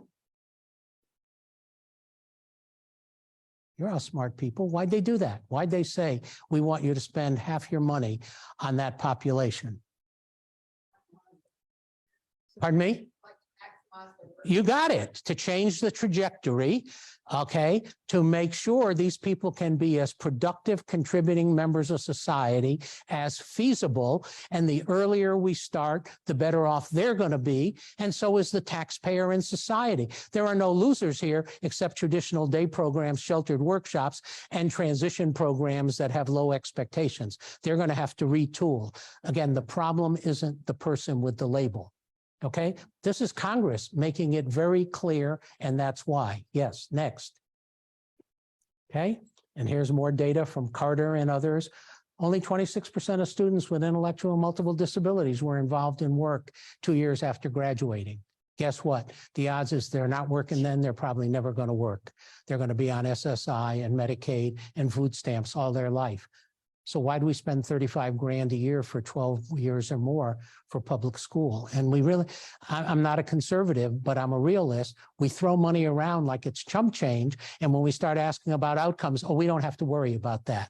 We need to worry about it because we know how to do it now, and we need to hold the systems accountable. Next one. Okay, this is Dr. Chimera. He's an economist. Look at this. Next one. He looked at the difference between starting at 14 and 16 on transition. This is kids on the autism spectrum. By starting 2 years earlier and change the percentages to people, and they went down over the years because of the pandemic. But in 2006, 81 out of 100 students on autism spectrum got employment versus 59% when we started at 16. That's 22 lives more, not percentage, people. Because we started 2 years earlier, raising the bar, starting the planning. So again, this isn't just conjecture. He's an economist. Okay, next one for kids with ID. Numbers a little lower, but the percentage discrepancy is still huge by starting at 14. I have many school districts say we don't have to start till 16. The law says you can start as early as 14. Get your school districts to do it. They're going to save money. They're going to look better in the community. Look how many of our kids are working and not living on the dole. Okay? I would hope school districts would feel good about that. Maybe they don't care, but they're taxpayers. They're going to gripe about all these people on welfare, right? They can change that. Next one. Customized that strengths, needs, and interests. It's now officially in the law. Not going to spend a lot of time on it. Next one. This is the guy who started it, Dr. Mark Gold. This is not new. His try another way stuff started in the 70s. Full professor, University of Illinois, Champaign-Urbana. Amazing person who saw through all the garbage and wrote journal articles. IQ has nothing to correlate with ability to be economic productive. 6 of them. He died in 82 from Hodgkin's lymphoma at 52, a big loss to our field. It's been carried on. So we've had this debate since the 80s about IQ is something to think about, whether somebody can work or not. This was a professor, published in the journal, clean. He taught people to assemble IBM electronic circuit boards using his strategy here. Okay, in a factory in Austin, Texas, the engineers were blown away. And that was in 1980. Okay, so again, and this is a young man in an institution in Illinois. Next one. That's the imperative from APSI, the Associations for Professional Supporting Employment First. That's my blue button here. That should be the top priority for everybody, with or without a disability. Okay, next one. Okay, and so why do people work? Why do you work? Why does anybody work? Quick, why do you work? Money, self-esteem. Yeah, what else? Right to work. Okay, what else? Contribution to your community. Contribution. The freedom and grants. Freedom, yeah. How about socialization? How about colleagues, friendships? Okay, so why shouldn't people with disabilities have the same opportunities? Next one, you'll see. These are why we work. Pay taxes, self-sufficient, make friends, contribution, opportunities to learn. Most of us learn stuff while we're working. It doesn't stop when you get out of high school or junior college or trade school or college or even out of graduate school. We're always continuing to learn, and we have to remember that. So this is part of what employment is. And again, think about when you meet a new person, any place. Okay, hi, I'm Allan. What's your name? What's the next question? Come on. Huh? What do you do? Yeah. Where do you live or what do you do? So it's part of our identity in our culture. So if you're a person with a significant disability and you get asked that question, right away, your self-esteem goes down. Okay? Because that's part of the expectation here. It doesn't even have to be, I volunteer at the YMCA or at the museum, or I do this or do that. Yeah, I sit in coloring books in a day program. Okay? Next one. Don't buy the continuum that you have to graduate from this program to go to this program, to go to this program. I don't have time to summarize the research, except it says it's phony as a $3 bill. That's a medical model that you have to get better and you can recover from this, and then you can go to that, and then you can go to that. It does not work in our field. That has been set up by clinicians to say, in order to get here, you have to graduate from here. Then, and that was, again, day program, then pre-voc, then sheltered workshop, then a crew, then an enclave, then subordinate employment, and maybe your first job. What the research in Oregon and Washington showed, if you had to go through that statistically and started at 18, you'd get your first job at 67.2. That was Bellamy and Mank published. They were both at the University of Oregon. Again, people don't read this stuff. They don't talk about it, and yet we continue it. Well, you have to go to this program in order to go to that program. Okay, when are we going to wake up and stop doing programs? And share with you my daughter, Dina, one of her stories. When she was in high school, I was a single dad for a while in Colorado. We picked the high school in the neighborhood. I was the ARC Colorado exec, and things were going well her first couple of years, and then it was her end of her sophomore year, and I said to her at dinner, you got to start thinking about what you want to do for work. Okay, so she's pretty verbal. I don't know where she'd learn how to do that. Gets her in trouble sometime, unfortunately. But she made a list, and we helped organize it. 3 categories. They haven't changed in her whole life: working with animals, working with little kids, or working in an office. Everything on her list was, in my opinion, well within her capacity. It wasn't like she said, I want to go to medical school and be a neurosurgeon. That might have been a bit of a leap, but we might have figured something out. So anyhow, we go in for her IEP meeting with the director for that high school.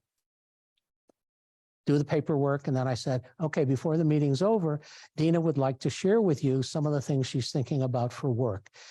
These words are up here embedded, and I share them with you painfully, but we all learn. So she says to her, okay, Dina, what's on your list? And Dina starts talking about working with animals, maybe in a pet store, a shelter.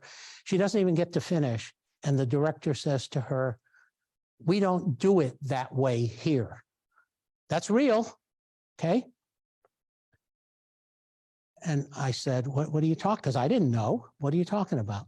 We have a contract with a food service company, and you're going to go over there starting in September, and you're going to learn about food service, to which Dina, remember we talk about informed choice, immediately said, very nicely but assertively, I don't want to do that.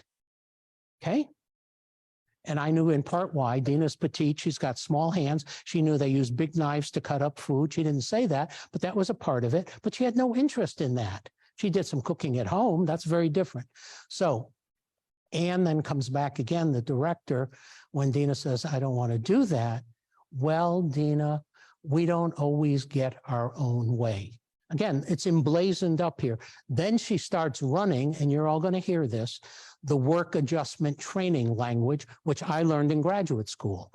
Okay, well, Dina, you have to learn to be on time. You've heard that. You have to learn to take supervision. You have to learn to get along with coworkers. And she was running through all that rhetoric, to which I said, well, she makes a point there, got the summer to think about it, blah, blah, blah.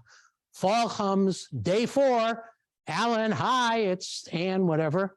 We're having problems with Dina in the transition program. I said, what's happening?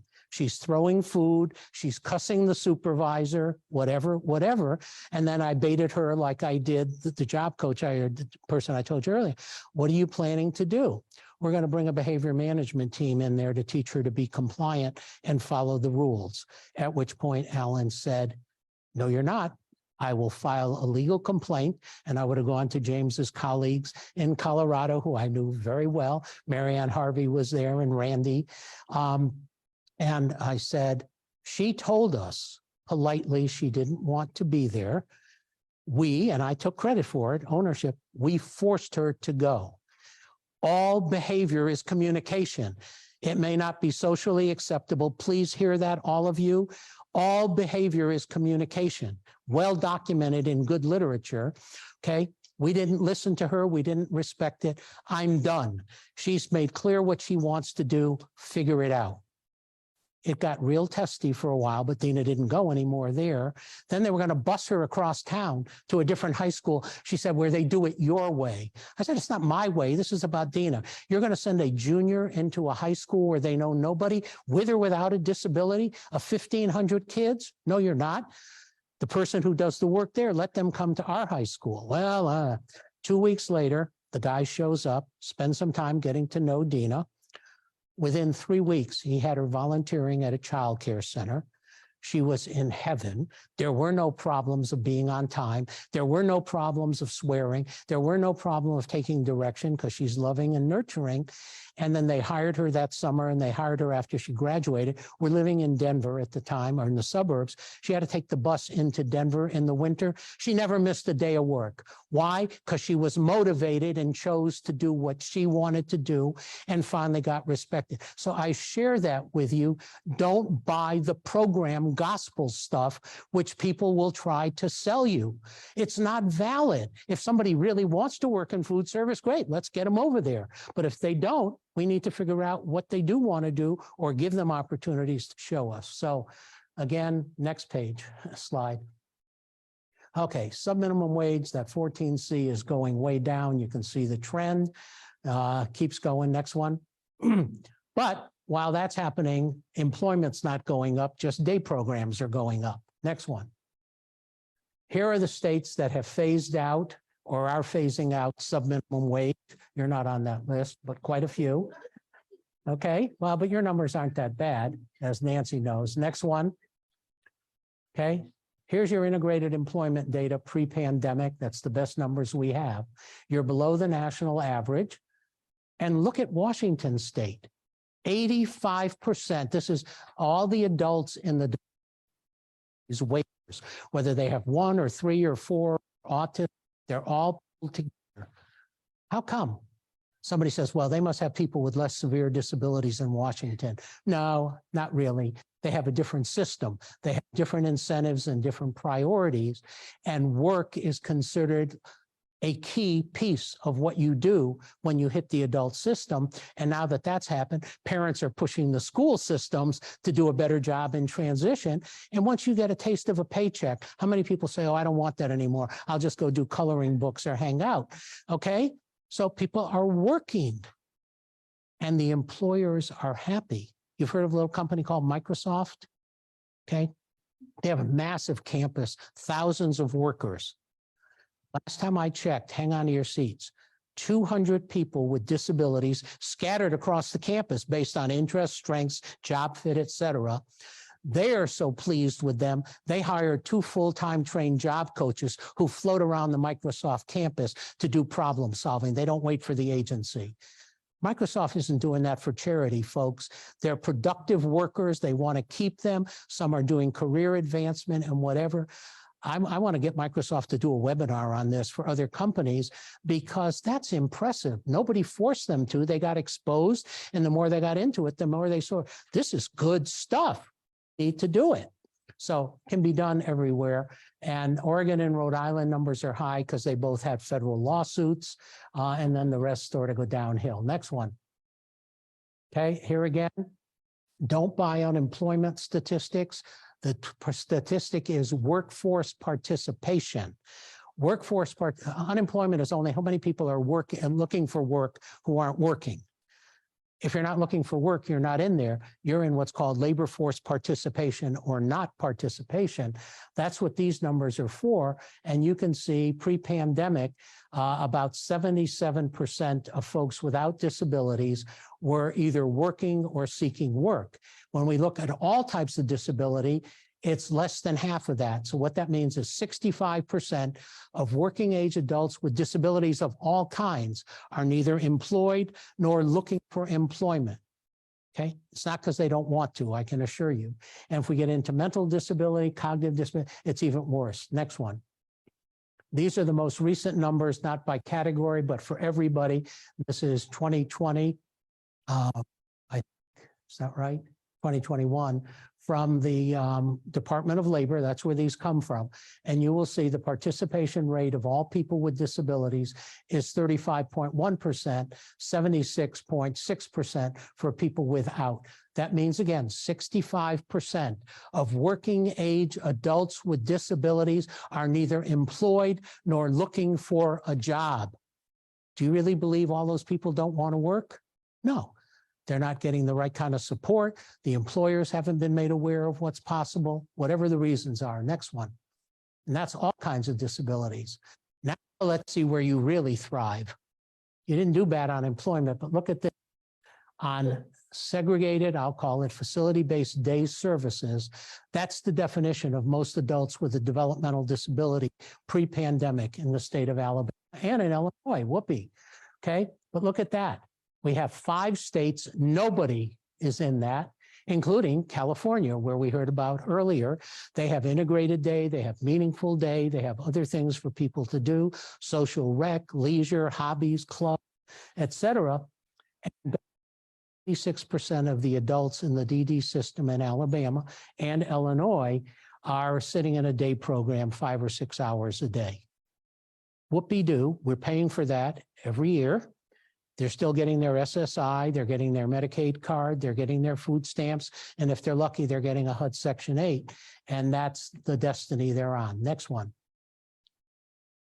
This is a position statement. I'm not going to read it to you. The National Association of Directors of DD Agencies, this is the State Bureaucrat Trade Association, has gone on record in July, oh, sorry, I left the 2 out, July 28th, 2022, to eliminate subminimum wage at the federal level, okay?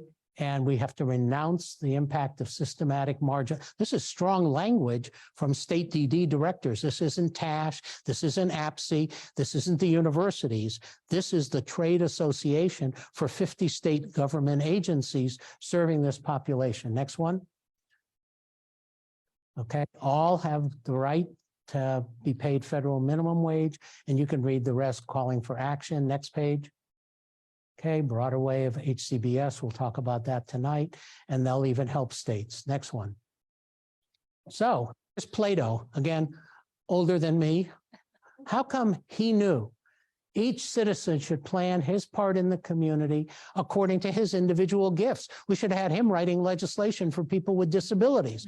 Took us till the DD Act to talk about strengths, preferences, and interests in 1984 and then 1990. That's really what he was saying. All of us can make a contribution. The job is to figure out what it is, where it is, and how to do it. And so that's our job today in disability. It isn't to, pardon me, diss people. It is to figure out what's their contribution. Next one. Okay, this is the definition. I'm not going to read it to you in WIOA of competitive integrated employment. This is the only thing ADRS can pay for. They can't pay for crews. They can't pay for enclaves. You have to have a real job for real pay with career advancement that's integrated in the workforce. And again, you've got it so you can read it at home. Go to the next one. Okay, same pay as other people doing the same job. Next one. Okay, interacting with people without. At one point, I don't know about in this state, Home Depot used to brag. They'd have a workroom for a crew of 5 or 6 people with disabilities, all being paid minimum wage or above, but they were doing boxes or whatever in that room. No interaction with any other employees, no interaction with the customers or whatever. And the Fed said to Voc Rehab, you want to do that with state money, you can't use federal Voc Rehab to do that. That is no longer competitive integrated employment. Well, Home Depot isn't doing that anymore because nobody's going to pay to get people there. They're having to integrate people into the real labor force, and it's working. And Lowe's also. Lots of good examples from both of them. Okay, opportunities for advancement. Again, in the old days, it was get a job and we're grateful you got it for 30 years. No, now it's career advancement, more hours, different job, move up the ladder, move over, change jobs. Why not? People without disabilities do it all the time. As my wife would tell you, I was always moving one step ahead of the law. So no, but people do that. What's wrong with that for people with disabilities? Advancing, changing. Next. Again, here's some of the research. You've got it. I don't want to beat it to death, but the stuff is huge about what it does for people when they are working. Next one. Okay, psychological benefits, a whole bunch of studies. You can go Google them, but at least you have the author. Reduce daily living support needs, increase in independence, quality of life, more autonomy. Next. These are the different things we've got to do more of. How do we do internships, apprenticeships, supported, customized employment, post-secondary ed? Next one. Okay, and then we get to the fun. The Center for Medicare and Medicaid Services, CMS, pays for the Medicaid waivers and everything else. I have to tell you, when I first started to see some of this, and I've been following Medicaid since 1980, I was astounded. I never expected this strong a message to come from the biggest payer, okay? Now, this is 2011. You'll see even better in a little bit. We hope by emphasizing the importance of employment and life of people with disabilities and changing some of our definitions will increase the opportunities. Go to the next one. Same 2011. This is, again, from them, not from a university, not from a think tank, the feds. Work is a fundamental part of adult life. We just talked about, okay? Meaningful work, been associated with positive physical and mental health, part of building a healthy lifestyle as a contributing member of society. I did bold the word all, and I did put the red in, but this is direct quote. All individuals. This is now Medicaid saying this, not gurus of customized employment, because they've seen it. Regardless of disability and age, can work and work optimally, and watch these words, with opportunity, training, and support that builds on each person's strengths and interests, individually tailored, preference-based job development. Could it be more clear from the biggest payer for adult services and supports? I didn't write this. I wish I could tell you I did. This was written by the feds in 2011. Here we're in 2023, and we're still debating it in most states because I showed you the numbers from 2018. Okay, next one. This is from Iowa. And why Medicaid agencies don't know this. University of Iowa did a study about Medicaid costs for people with disabilities before they went to work, while they went to work, and after they had been working for a year to look at their Medicaid claims for healthcare, mental health, and prescription drugs. They didn't look at inpatient hospital or inpatient mental health. Okay? So this is a while ago, and it was done by the University of Iowa, and there were people on Medicare as well as Medicaid or both. Okay? Go to the next slide. I'll be darned. In 1 year, they saved $21 million. $21 million in Medicaid, healthcare, mental health, and probably a lot of antibiotics and psychotropic meds. Because people were working. And although work may be stressful, non-work is much more stressful. Okay? I don't know why this hasn't been sent to every state Medicaid director saying you need to make employment first a priority, get with mental health, get with ADRS, get with DD, and make this happen because you're going to make people healthier and we're going to save big tons of money in the one line item that the legislature hates in every state because Medicaid is a big cost. Okay? So again, now we have financial data as well as the psychology data, as well as employer data, people's data, and yet we're still dragging our feet. When I say we, systems. Next one. And again, Dr. Galen, how come he knew this? Employment is nature's best physician, essential to human happiness.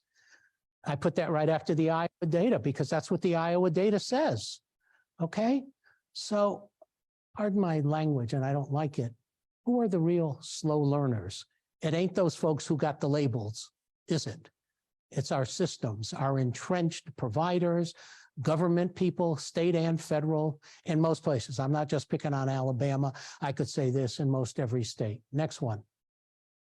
Okay, Social Security, we know that's a mixed bag. Next one. Okay, here's the new paradigm, folks. The existing paradigm, you accept the life of poverty in exchange for public assistance. That's what we were taught. That's what parents are often told. Your kid turns 18, go down to Social Security, apply for SSI, get them a Medicaid card. And then also, by the way, you probably ought to get guardianship while you're at it because they're incompetent. Oh, really? Darn. I didn't know that was an equation, but that's common practice. That's why we have supported decision-making. And then parents are told, don't let them work because they're going to lose those benefits. That's absolutely untrue. And we don't have time to get into benefits planning, but there are people who know how to do this. And I will give mental health credit. They've got at least one person doing benefits planning who's credentialed in every region of the state, and some have more. ADRS has some also. Okay, this is the promise of the ADA.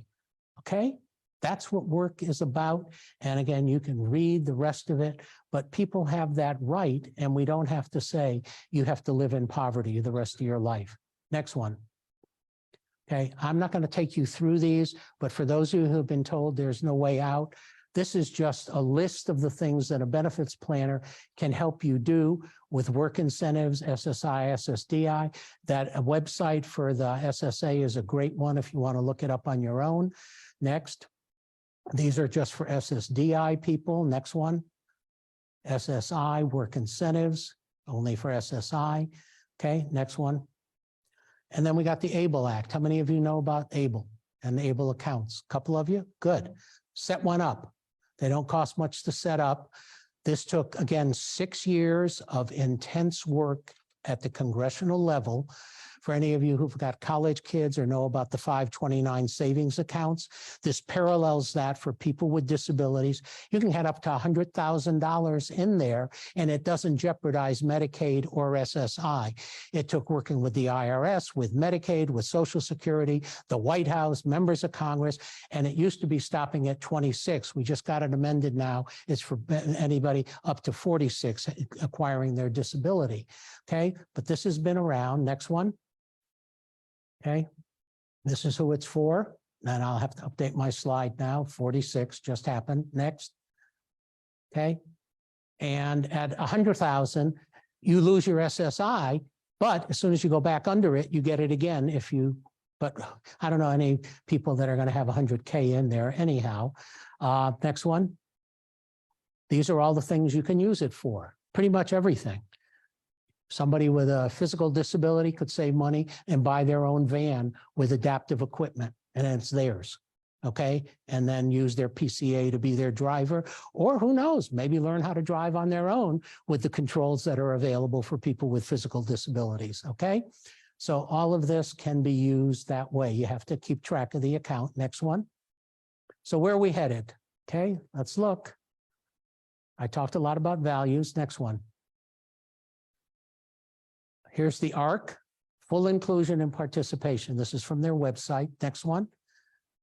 UCP, productivity, full citizenship, independence, life without limits. Next.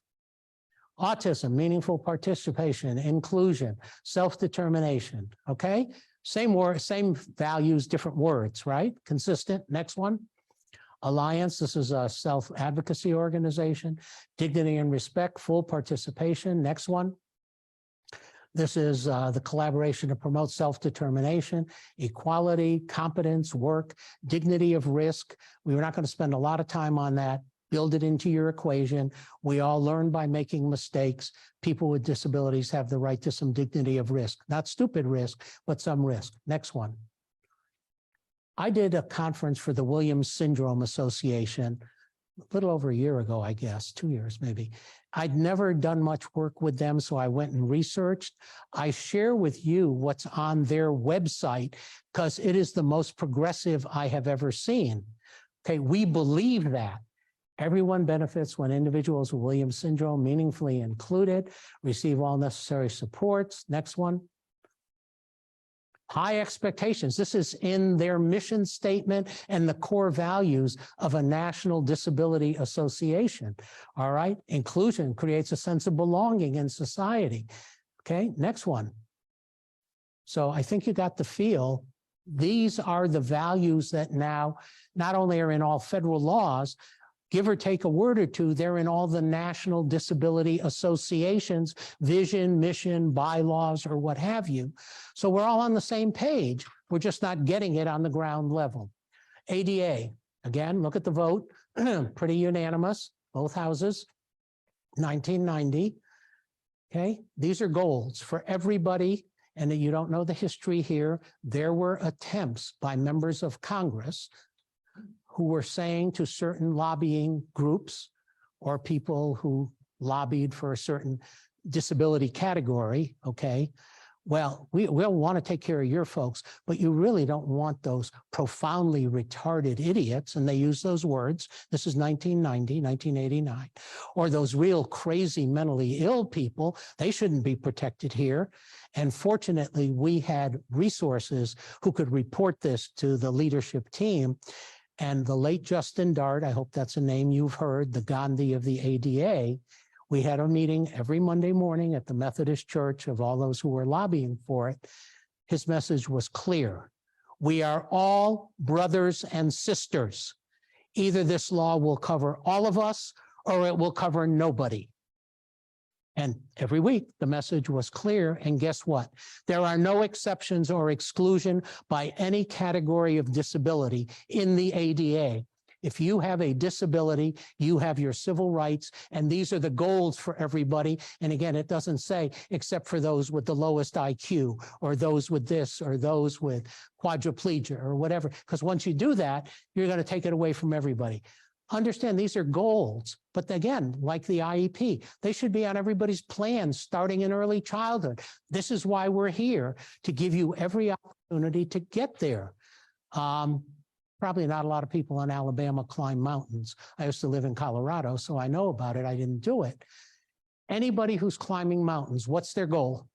Get to the top. Get to the top. Do they always get there? No, they may go to the first plateau, the second. The goal never changes. Don't take these goals away from anybody with a disability, because once you do it, pardon me, we're on that slippery slope. Well, now instead of 80%, we only have to do 50%. Oh no, let's do 20%. And we're back to the Supreme Court de minimis stuff. These are the goals for everybody, regardless of complexity. Next one. And again, here are the findings in 1990. Unfair, unnecessary discrimination and prejudice cost the U.S. billions of dollars. resulting from dependency and non-productivity. I've shown you some of the numbers. Congress said it in passing this civil rights law. They wanted to eliminate that kind of discrimination and segregation. They knew people could work, should work, and make a valued contribution. And lo and behold, can happen. Next one. Okay. This was a projection a while back. We have achieved it. We are now spending over $1 trillion a year on SSI, SSDI, Medicaid, and Medicare for people between 16 and 64. Isn't that something to be proud of? $1 trillion. Next. And this compounds the problem. People with intellectual and developmental disabilities today are living typical lifespans. When I first got in this work, 30, 35, pneumonia, upper respiratory, particularly people with cerebral palsy, Down syndrome. Healthcare has gotten better. My stepdaughter Mindy turned 50 with Rett syndrome. Most people with Rett syndrome die at 17 to 20 years of age. We get her good healthcare. Her life is good. And now for most parents, it's going to be what happens when I'm no longer here. 30 years ago, it was, well, my kid is probably going to die before I am, so I don't have to worry. So now futures planning has become a big issue. The wait list is growing. People are staying on it longer. They're not dying as fast as they used to. We got to figure out how we do a better job. Okay, look at those numbers. Next. So we got this big problem with a wait list, and you got it here, and every state except California has it. Next. And here's the ADA integration mandate. It's interesting to me, we had to write regulations to define most integrated setting. Next one. Okay, and then we had the Olmsted case. I don't have time to walk you through a lot of it. I hope you've heard something about it. Two women, Lois and Elaine, and institutions in Georgia bounced between mental health and DD, couldn't get out in the community, revolving door, and fortunately a good civil rights attorney, Sue Jameson, got a hold of their case. They filed the case in Georgia and lost in federal court. And again, went to the U.S. Supreme Court in 1999. I will tell you, most of the national advocates were really, really worried about what the court might do to interpret it. Okay. And the court confirmed, thank you, the late Justice Ginsburg, 6-3 decision. The ADA is a fundamental civil rights statute. So now the court has confirmed what Congress did. It's not just nice words, it's civil rights. And that discrimination includes segregation, isolation, and institutionalization. That's in the court decree. It applies to Alabama and every place else. Next one. There is Lois Curtis, this young woman. I don't know how many of you had a meeting with the president in the White House to present a gift. They found out once they got her out and stable in the community, she had interest and skills in art. She now has her own graphic art business and studio. She was destined to be locked up in a DD or a mental health facility for the rest of her life. That's Sue Jameson in the pink dress there. Unfortunately, her housemate or her roommate, Elaine, passed away a couple of years ago. This young lady lives in her own home with support in Georgia and has a thriving business. If it weren't for the ADA, she'd probably be dead by now. So again, there's teeth to this law. Thank you, Justice Ginsburg. That was a 6-3 decision. May it stand forever and ever and ever. Next one. Okay. There, we had to define it again. What's most integrated setting? Next one, you can read these. Okay, segregated settings, what are they? You got a lot of them here. Next one. Include daytime activities. Oh, really? Yeah, next.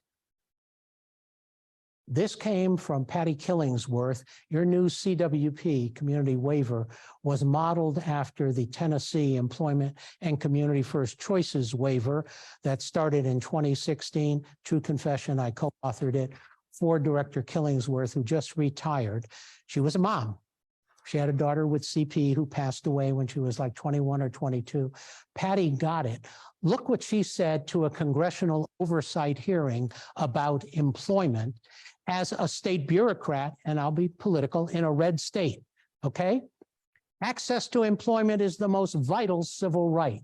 because it opens the doors to all other civil citizenship rights that we take for granted. We cannot afford morally, financially to ignore it. Could you ask for a better statement coming from state government? Again, not from TASH, not from the USAID, not from a think tank, somebody who has made it happen in her state. And employment is a top priority in the state of Tennessee, and their numbers are continuing to come up. Next one. This is from a self-advocate. We've talked about it, purpose, self-esteem. Next one. This is data from employers that is pretty powerful. These people were an HR research firm, not a university. This was done intentionally. No offense to the USAID or whatever, but the people who paid for the study said, we want an HR firm who doesn't know anything about this to go talk to employers. So the Institute for Human Productivity did this. And here's what they found, 200 plus employers around the country. Next. Okay. Underutilized population, positive influence on coworkers, customers, community. Not too shabby, not too bad. Okay, by hiring people with IDD, organizations gain dependable, motivated employees. Okay, next one. You can read all these. And here's their more findings. Okay, could you ask for better? And they came in with no bias here whatsoever. If the data had come out differently, that's what they would have had to report, just like The Economist did. Next one. And here's even what employers had to say. And they were willing to trade off a little bit of productivity for all the other benefits that they got from this workforce. Okay, all of us make trade-offs.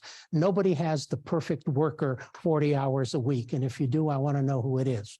I'll hire them. Okay, next one. This is an amazing report by Kathy McMorris Rogers, who heads the Down Syndrome Caucus. She was the minority person.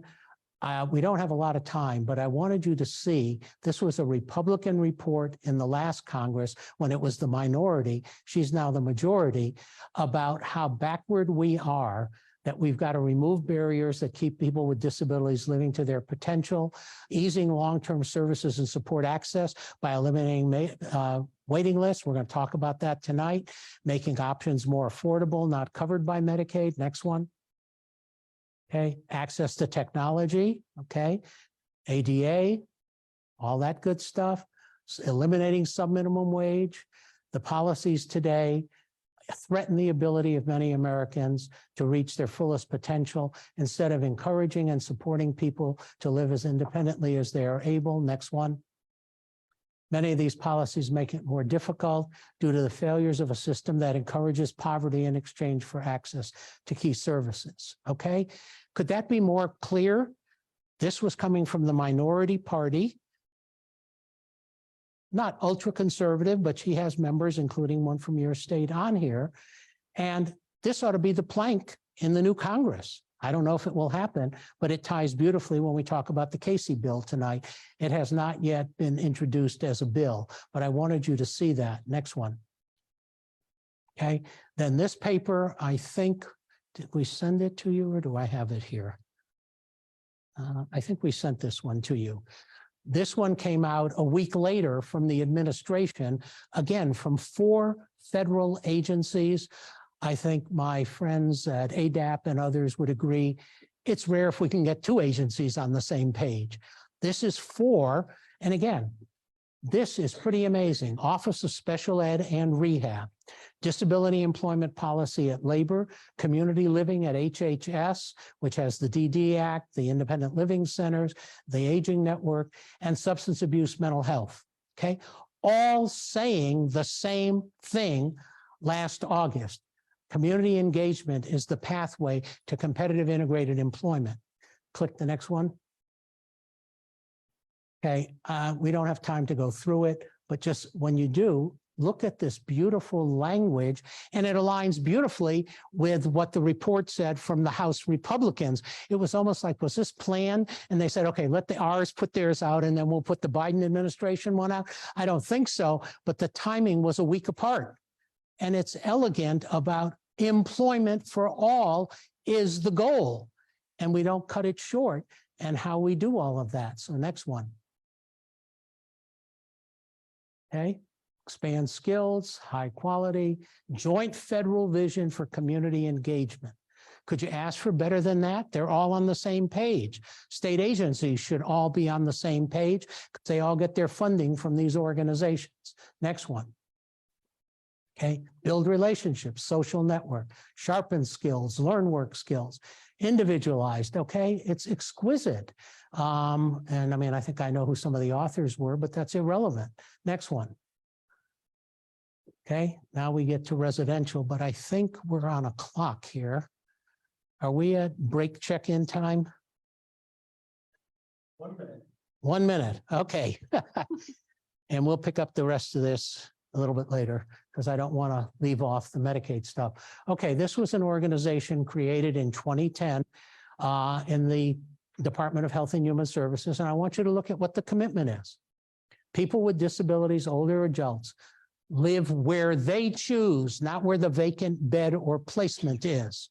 Remember, we started about placements with the people they choose. Fully participate in their community. Everybody can contribute. That's the mantra. Next one. Okay, these states, and you are on the list, nobody lives in an institution anymore. That's wonderful. Next one. Supported living. Sort of done here, but not a lot. This is the future. This is people living in their own home, choosing who they live with, and getting the supports they want from the providers they choose. This is not provider-owned real estate. This is you rent, you own, you get a HUD certificate, whatever it is, okay? And you don't have to move. Your needs change. My needs are changing. My wife, we're not going to assisted living. We might need to get home health care or whatever it might be. They'll come to our house. We're not going someplace else. That's what this allows to have happen. Next one. Control over living arrangements. Next one. Their needs, preferences, not be excluded based on severity of disability. And the author, whose name is covered a bit, Gary Smith, no longer with us.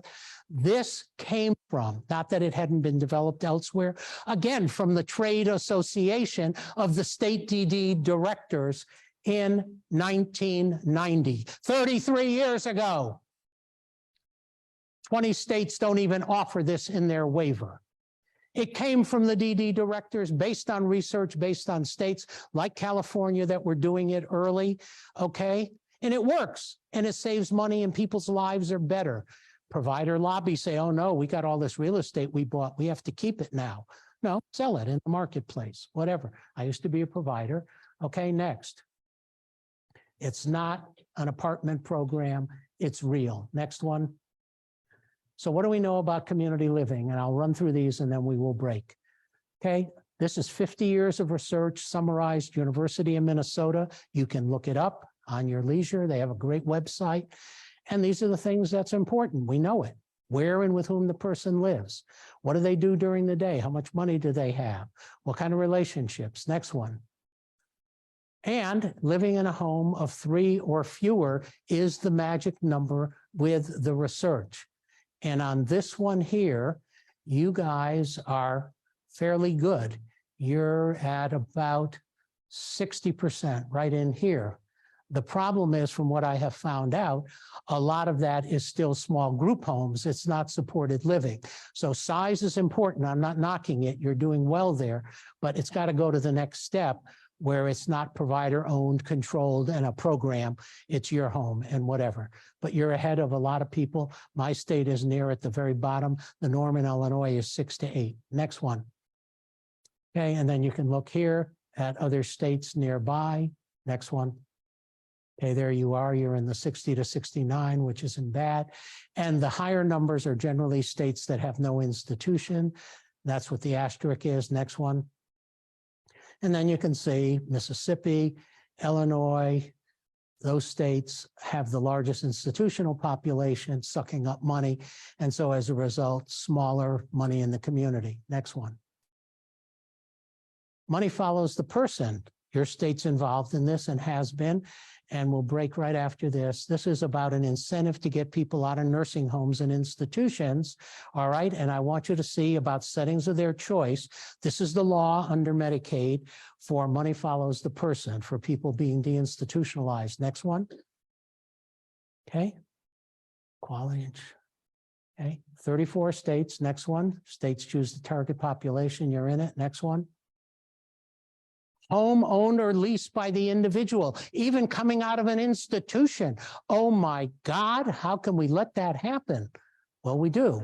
If you want this money and it's big federal money, you do it. An apartment with a lease, all right? No more than 4 unrelated. Today, we'd say 3 based on the research, not 5, not 6, not provide. So this is already codified in federal for deinstitutionalization. Why wouldn't we same or even who's experiencing of a situation? That's why I wanted you to see it for our discussion later. Next one. Okay, and housing is fundamental, and there's a big thing now going on between HUD and ACL, and it's about what housing is. And I think we'll break here because I check in and you're all starving and malnutrition will set in sometime soon. So let me see where we are. Not bad, 5:34. And we're supposed to regroup dinner at 5:45. And we'll regroup around 6:30. Okay, thank you for your indulgence. I want to go back to my slides, if I may, please, where we stopped this afternoon. And I want to, because that'll help set up what we're doing here with the legislation. And we left off with the one that said, housing is fundamental to community living. I don't know if you can see the numbers. It's slide 154. Oh, look at that. Perfect. Thank you. All right. So back to this stuff now. Hang with me. Okay. We will stop around 8:30. I promise. I don't want to mess up your bar time or your sleep time. I've been around partners a long time. I know what happens. And that's good. I'm not knocking it. That's part of building your collective community. Yeah. Okay. You have a drink of tea or soda or a glass of beer or wine or whatever. Fine. Okay. So this is new stuff that's less than a year old. And I don't even know how many people from Alabama were at the State DD Directors Conference last summer. They did do it virtually. I was there in person because it was one of the first times a national meeting was being done live. And I wanted to be there and see my colleagues. So this straight comes from the Administration on Community Living slides. They gave them to me. That's nice. About what housing does, because it is a big problem all over. And it's all about belonging, okay? Your house, your apartment, your condo, your duplex, your whatever it might be. Next one. Again, this is from the feds. Adults with the IDD have the same right as others to live independently in a dwelling of their choosing, whatever it is, control where and with whom they live. We've talked about that earlier, but that was coming from the research and what supported living is.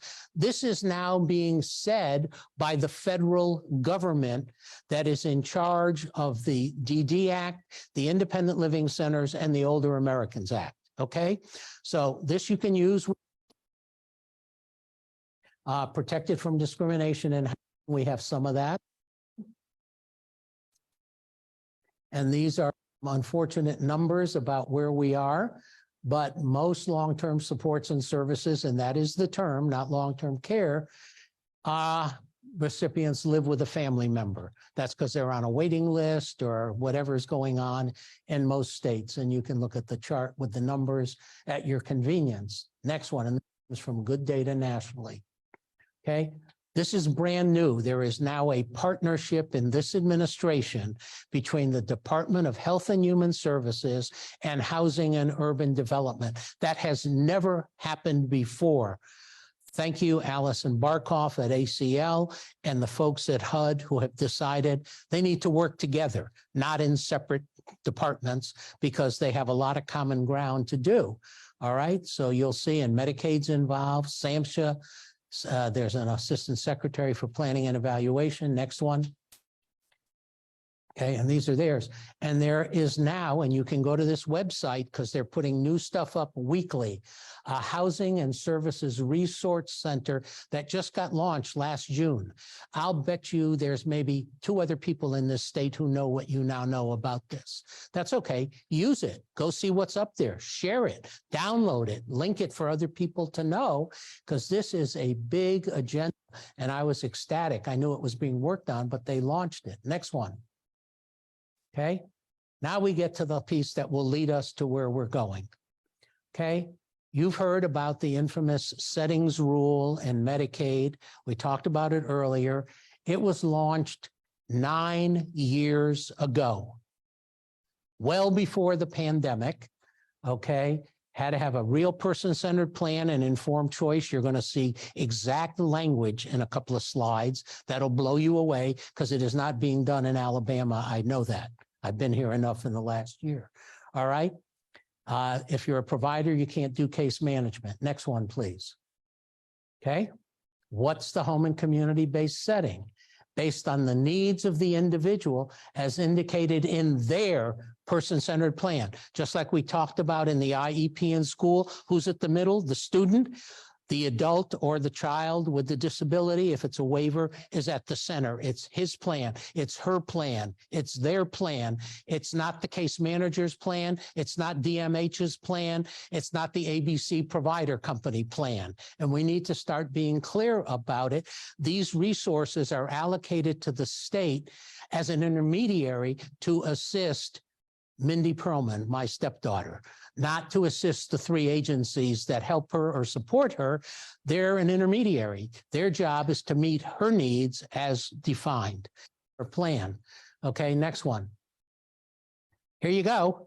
Remember, we talked about integration being in the law, going way back to the DD Act, and we talked about the civil rights of ADA and the Olmstead case. Here's Allan's translation.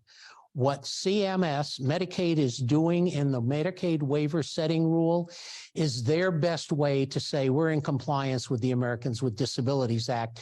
We are promoting integration, not segregation, not the big institution segregation, but if we're going to call it community, it's got to be integrated into the community. All right.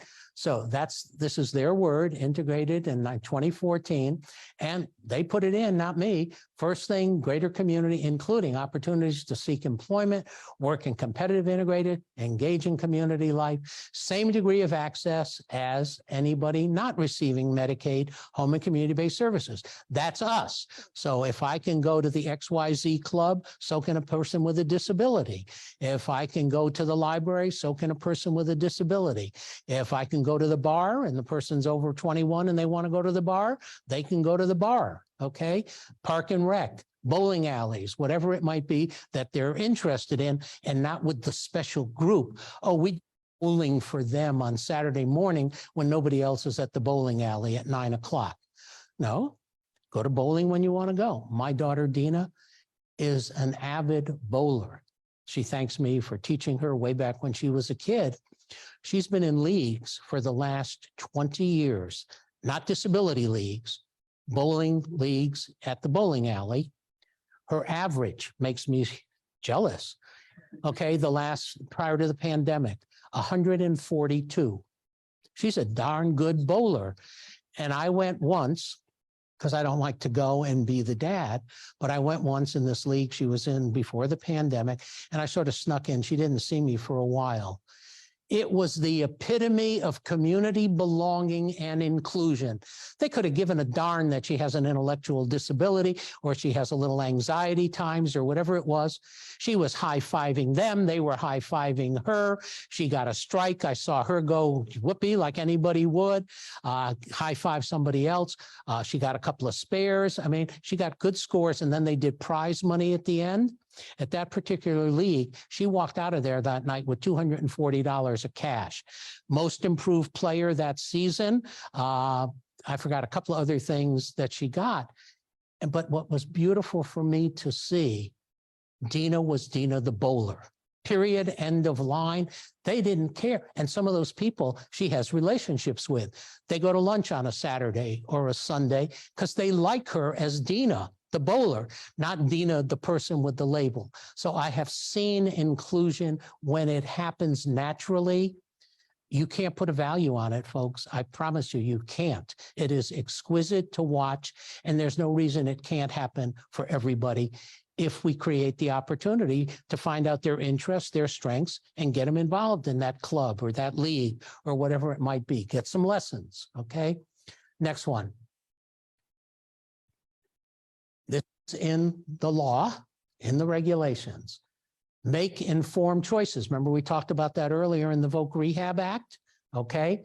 Opportunities to discover, explore, and experience. So if somebody with a disability has not been allowed to check out this stuff, fine, go check out the bowling alley, check out miniature golf, check out tennis, check out squash, whatever's out there, and let them try it. They might like it, they might not. Okay. And my favorite example about informed choice is if you're fortunate enough to go to an upper scale restaurant of some kind of foreign cuisine that you haven't had much of, and you read the menu and say, gee, that looks interesting, but you don't know that you want to order it. So you'll often say, can I get a sample of that? And most of those places will. I'll bring it out. Ooh, no, I don't think I want that. Could I try this? Ooh, I like that. Yeah, I'll order that. That's informed choice. Put your toe in the water, your foot in the water, smell it, whatever, and you can decide I like it or I don't. But many of the people we're talking about are never given the opportunity to explore those options. This says Medicaid is willing to pay for that as part of a person-centered plan, just like Voc Rehab has to. It's not necessarily being done. Okay, and you can mix services. You don't have to do just day or employment. Do both. Different provider even. The money is there. Next one. Okay, and you have to have that support to make informed choices. All right, negotiate your work schedule. Okay, keep going. I mean, this is all from the feds. And then these are the kinds of things people can do. All right, and it's not just work, volunteering, book clubs, tape clubs, art classes. We were talking about dance classes earlier with one of the moms. All right. Swimming, bowling, it's all there. All the same stuff that we take for granted in the community is potentially available and accessible to anybody with a disability to explore the interest. And if we know they have it, then for darn sure we want to cultivate it. And somebody from support ought to be there to help them get connected. You don't just walk in as a stranger. Okay, next one. And then there's some more things that we take for granted. Don't forget your place of faith. We have often ignored them. And Dr. Carter, who I mentioned earlier from Vanderbilt, has a whole bunch of materials. You can look at it about building inclusion in your faith community, not the special classes in Sunday school for those kids or the special worship services for families with those kids. That's segregation. No. How do you accommodate? How do you support? And again, looking for employment, and I appreciate Carter on this one, go to your place of faith. How many people there are employers, no employers? Okay, I have a son who has these skills. Who might hire them? Oh, really? Well, I know so-and-so at the hardware store or whatever, but we don't think about our own natural communities. Tap them. These are people who know us. They might know our kids, okay? So again, pet care, all that stuff is important. Next one. This was a major webinar about a year ago based on research from the folks in Boston, all right, called Why Without Walls? I'm involved in a project with Independent Living Center of Mobile. We are in the process of doing that. We have shut the day program and we are building out community. We've just started, but it's very exciting. So look at this. This is, again, from a summary of the research, and these folks get paid by the federal government, ACL. Individualized support assure compliance with Title II of the ADA, most integrated setting in Olmsted. Next. Okay, and this is what we get.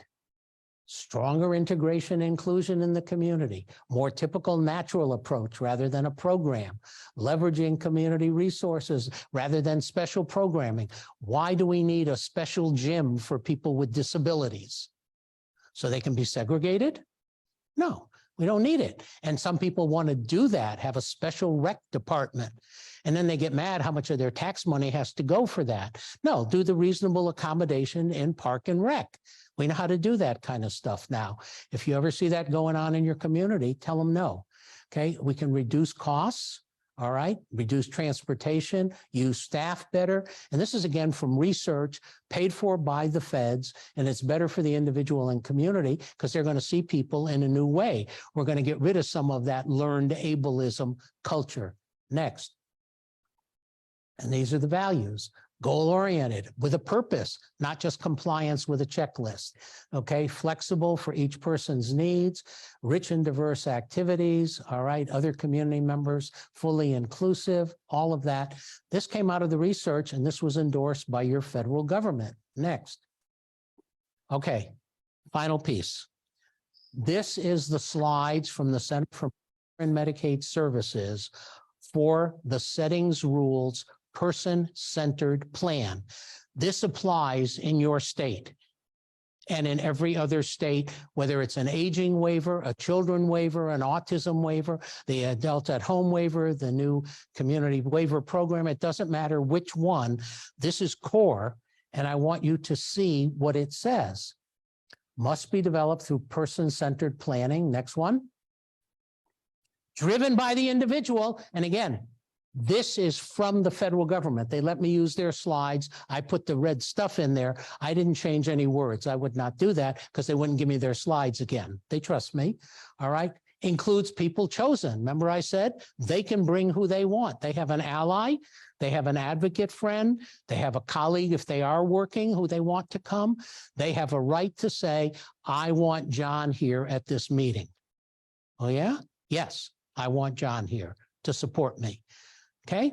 When my stepdaughter Mindy had a plan a couple of years ago, one of the young ladies she shares a house with, there's just 3 ladies there, heard about it and said, I want to go to be an advocate for Mindy. I was like, what? So I said, great. She had 2 contributions to the meeting that nobody else had in terms of her insight to Mindy, her friend. Not a staff perspective, not a parent perspective. It was invaluable to that planning meeting, and I'm glad she asserted herself. I didn't know that. So again, you don't know who's going to bring a piece of gold to that meeting. But if somebody says, I want them there, bring them. They can't hurt. They'll probably help. All right. And it's at time and location convenience. It doesn't have to be 8:30 to 4:30 or 3:30 Monday through Friday. This is the law. I'm sorry if it disrupts the service coordination agency. It isn't about them. It's about the person and his or her supports. Particularly if somebody's working or the family's working, you expect me to take a half a day off from work and get docked my pay? Sorry, case manager, we're doing this tonight at 7, or we can do it on Saturday. Too bad. That's the law. And their agencies need to know that, and their contracts need to tell them that.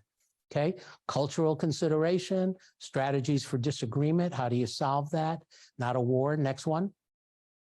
Okay. Look at this.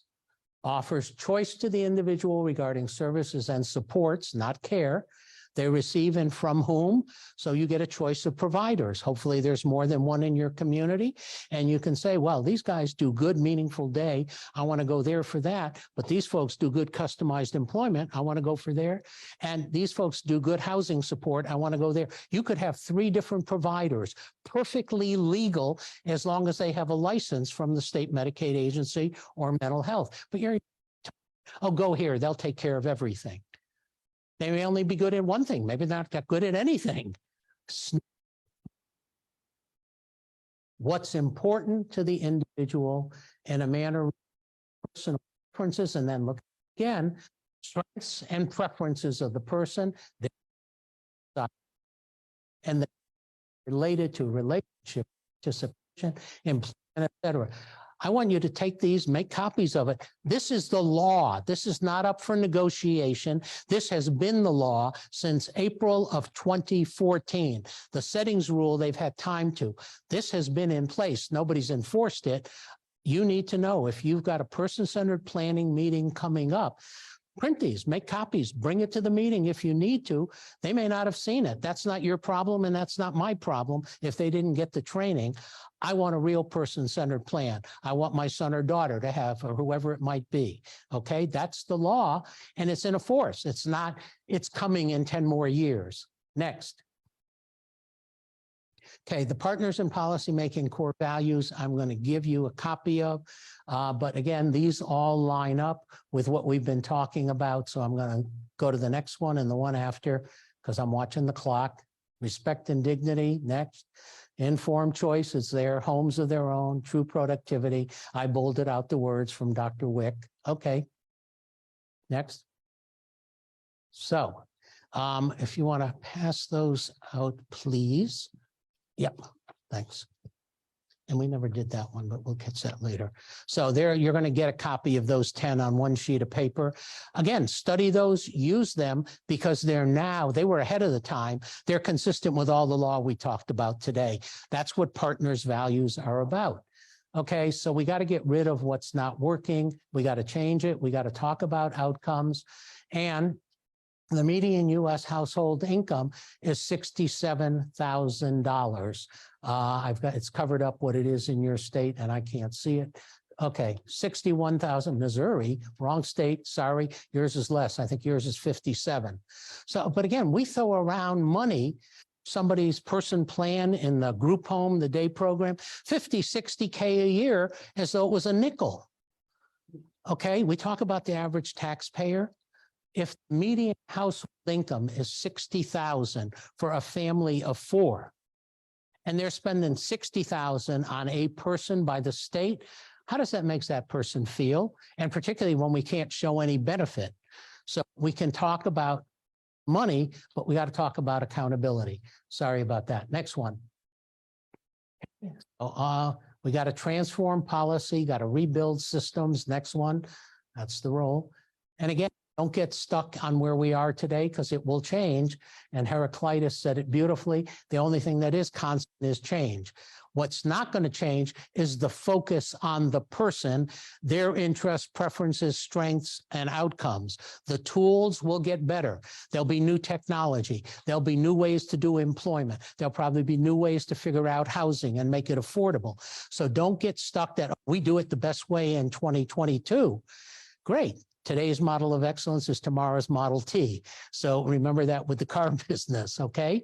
We change. Next one. President Kennedy, the myths are what is the great enemy of the truth. We heard it earlier. You know it. I know it. Next one. So we got to look to thinking, changing policy, and get rid of these old thoughts and institutional thinking. To the next one. Okay, high expectations that people can contribute, don't need total 24-hour supervision. Next one. Life is not a program. A person is not a diagnostic label. You've heard it several times, but I want to make sure you get it. We've got to suit the action to the words of the law, one at a time. Next one.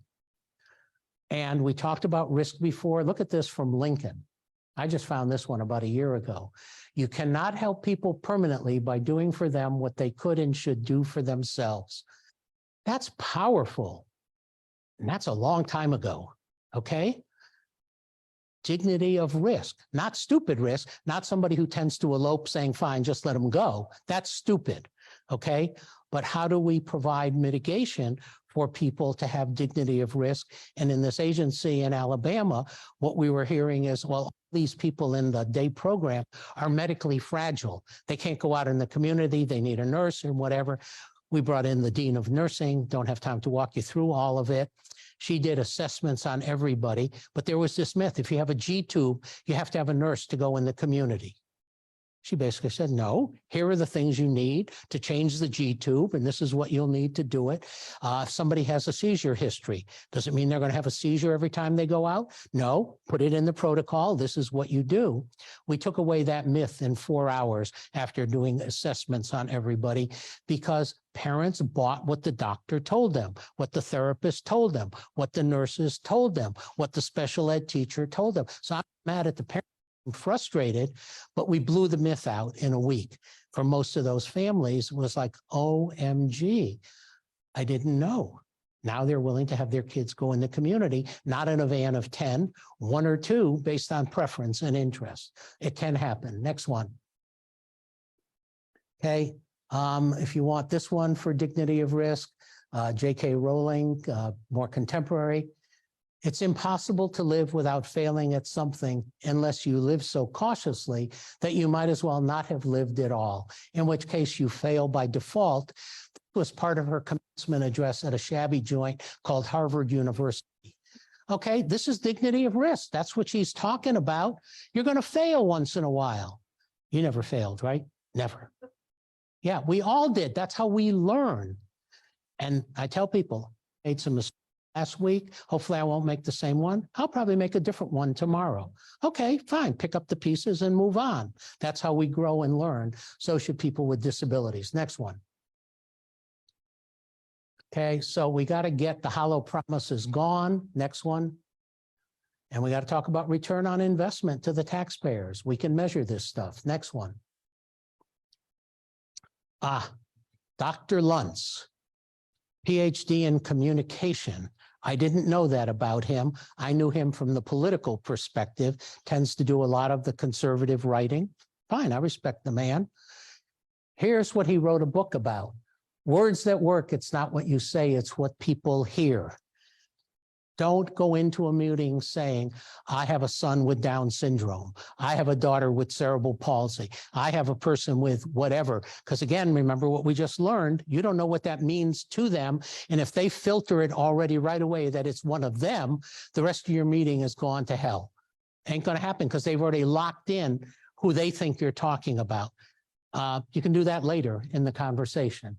All right, but get inside their head before you go. Next one. Watch your language. We've got another handout here on the power of language.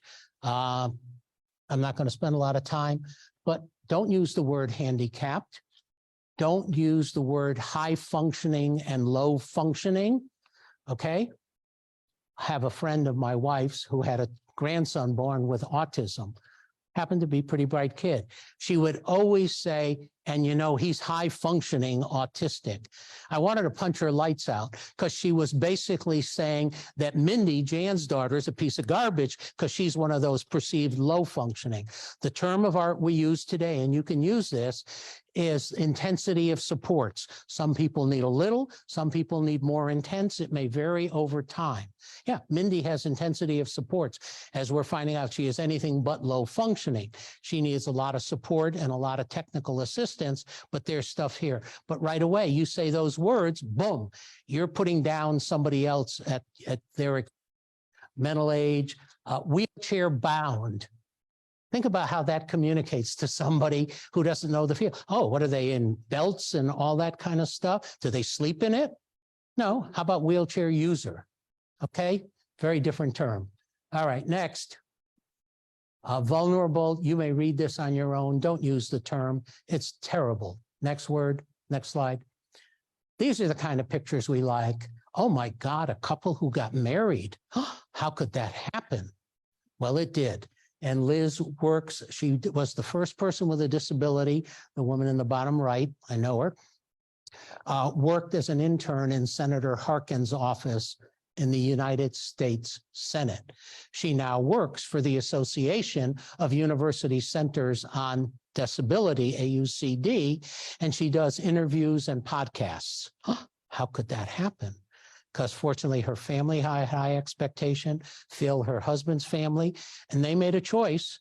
They didn't want to have children. Nobody said you shouldn't or you couldn't. They made that choice, as lots of couples do. They don't have children, but they're happily married. I think they just had their 14th or 15th anniversary. They live in suburban Maryland. Okay, it can be done. Next one. This one is very important. And again, I have another handout because I want you to have this. It's in 3 federal laws. This is post ADA. This is Bob Dole's sentiment now in law. Okay, so use this when you go to meetings. Make copies of this. It's disability is a natural part of the experience. No way diminishes the right of individuals to. I know you got all the words up there. And in a nice way, you can say, Senator, representative, staff person, this could be you tomorrow. Could be your partner, could be your kid, your grandkid, your niece, your nephew, your next door neighbor. We don't know. How would you like to be treated?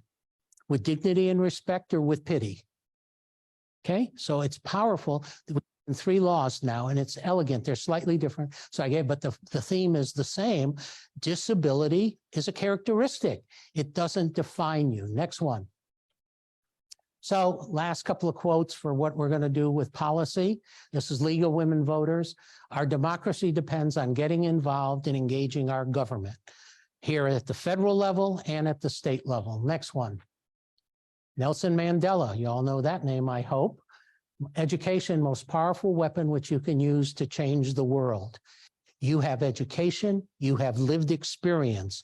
Use it to change the world, change the hearts and minds of people who will be at least open to wanting to learn. Next one, not all will be. Justice Ginsburg, fight for the things you care about, but do it in a way that will lead others to join you. So don't get in their face and call you, you stupid jerk, why don't you understand? No, that isn't going to get you anything except thrown out and never back in again. Next. Okay, and Mr. Collins, this is from the business world. You got to have a plan to execute the vision. We've got the vision, we've got the values. How do we make it real? Next one. And Mr. George about authenticity, Harvard Business Review. He's now teaching, he used to be the CEO of Medtronics, a multimillionaire. Authenticity, go to the next one. Okay. Highest integrity, deep sense of purpose, true to their core, who have the courage to build their companies. We can say to build a service support system in Alabama. That's what PIP is about. That's what systems change is about. I love this definition. True to their core values. So as you leave here tonight, tomorrow, and going forward, get these embodied in your DNA. Get them into your scripting so that every time you talk about disability, you're going to be reflecting the core values that we have talked about today in terms of gifts and strengths and preferences and interests and individualization and the outcomes of employment, inclusion, independent living. They're in the law. I want to believe that. I want you to believe that. And I want you to start talking that way because your words are going to be powerful. Next one. And there's some more about the qualities from his stuff. You can read that on your own. Next. And maybe we will get to what George H.W. Bush said at the signing of the ADA almost 33 years ago. Let the shameful walls of exclusion finally come tumbling down. That was a grand day for sure. That gentleman with the 10-gallon hat is Justin Dart, who I referred to earlier as the Gandhi of the ADA movement for 3 years. Next one. And maybe then we will get to equal justice under the law. I know we've covered a lot of stuff and a lot of verbiage. I hope, again, the key themes came across with the consistency and alignment of the values in law, in the disability is natural, in the 10 core competencies, values of partners in policymaking. We're all on the same page now. Your challenge is how do you make it real for your family member, for yourself, for your friends, your neighbors, and eventually everybody in Alabama from birth to 3 into retirement years to have that equal opportunity with the appropriate supports to blossom, to thrive, to have a good life. Is everybody's life's going to be utopian? No. Is yours? Is mine? Last time I checked, no. But we got to keep reaching for that. And it's really, really important. Okay.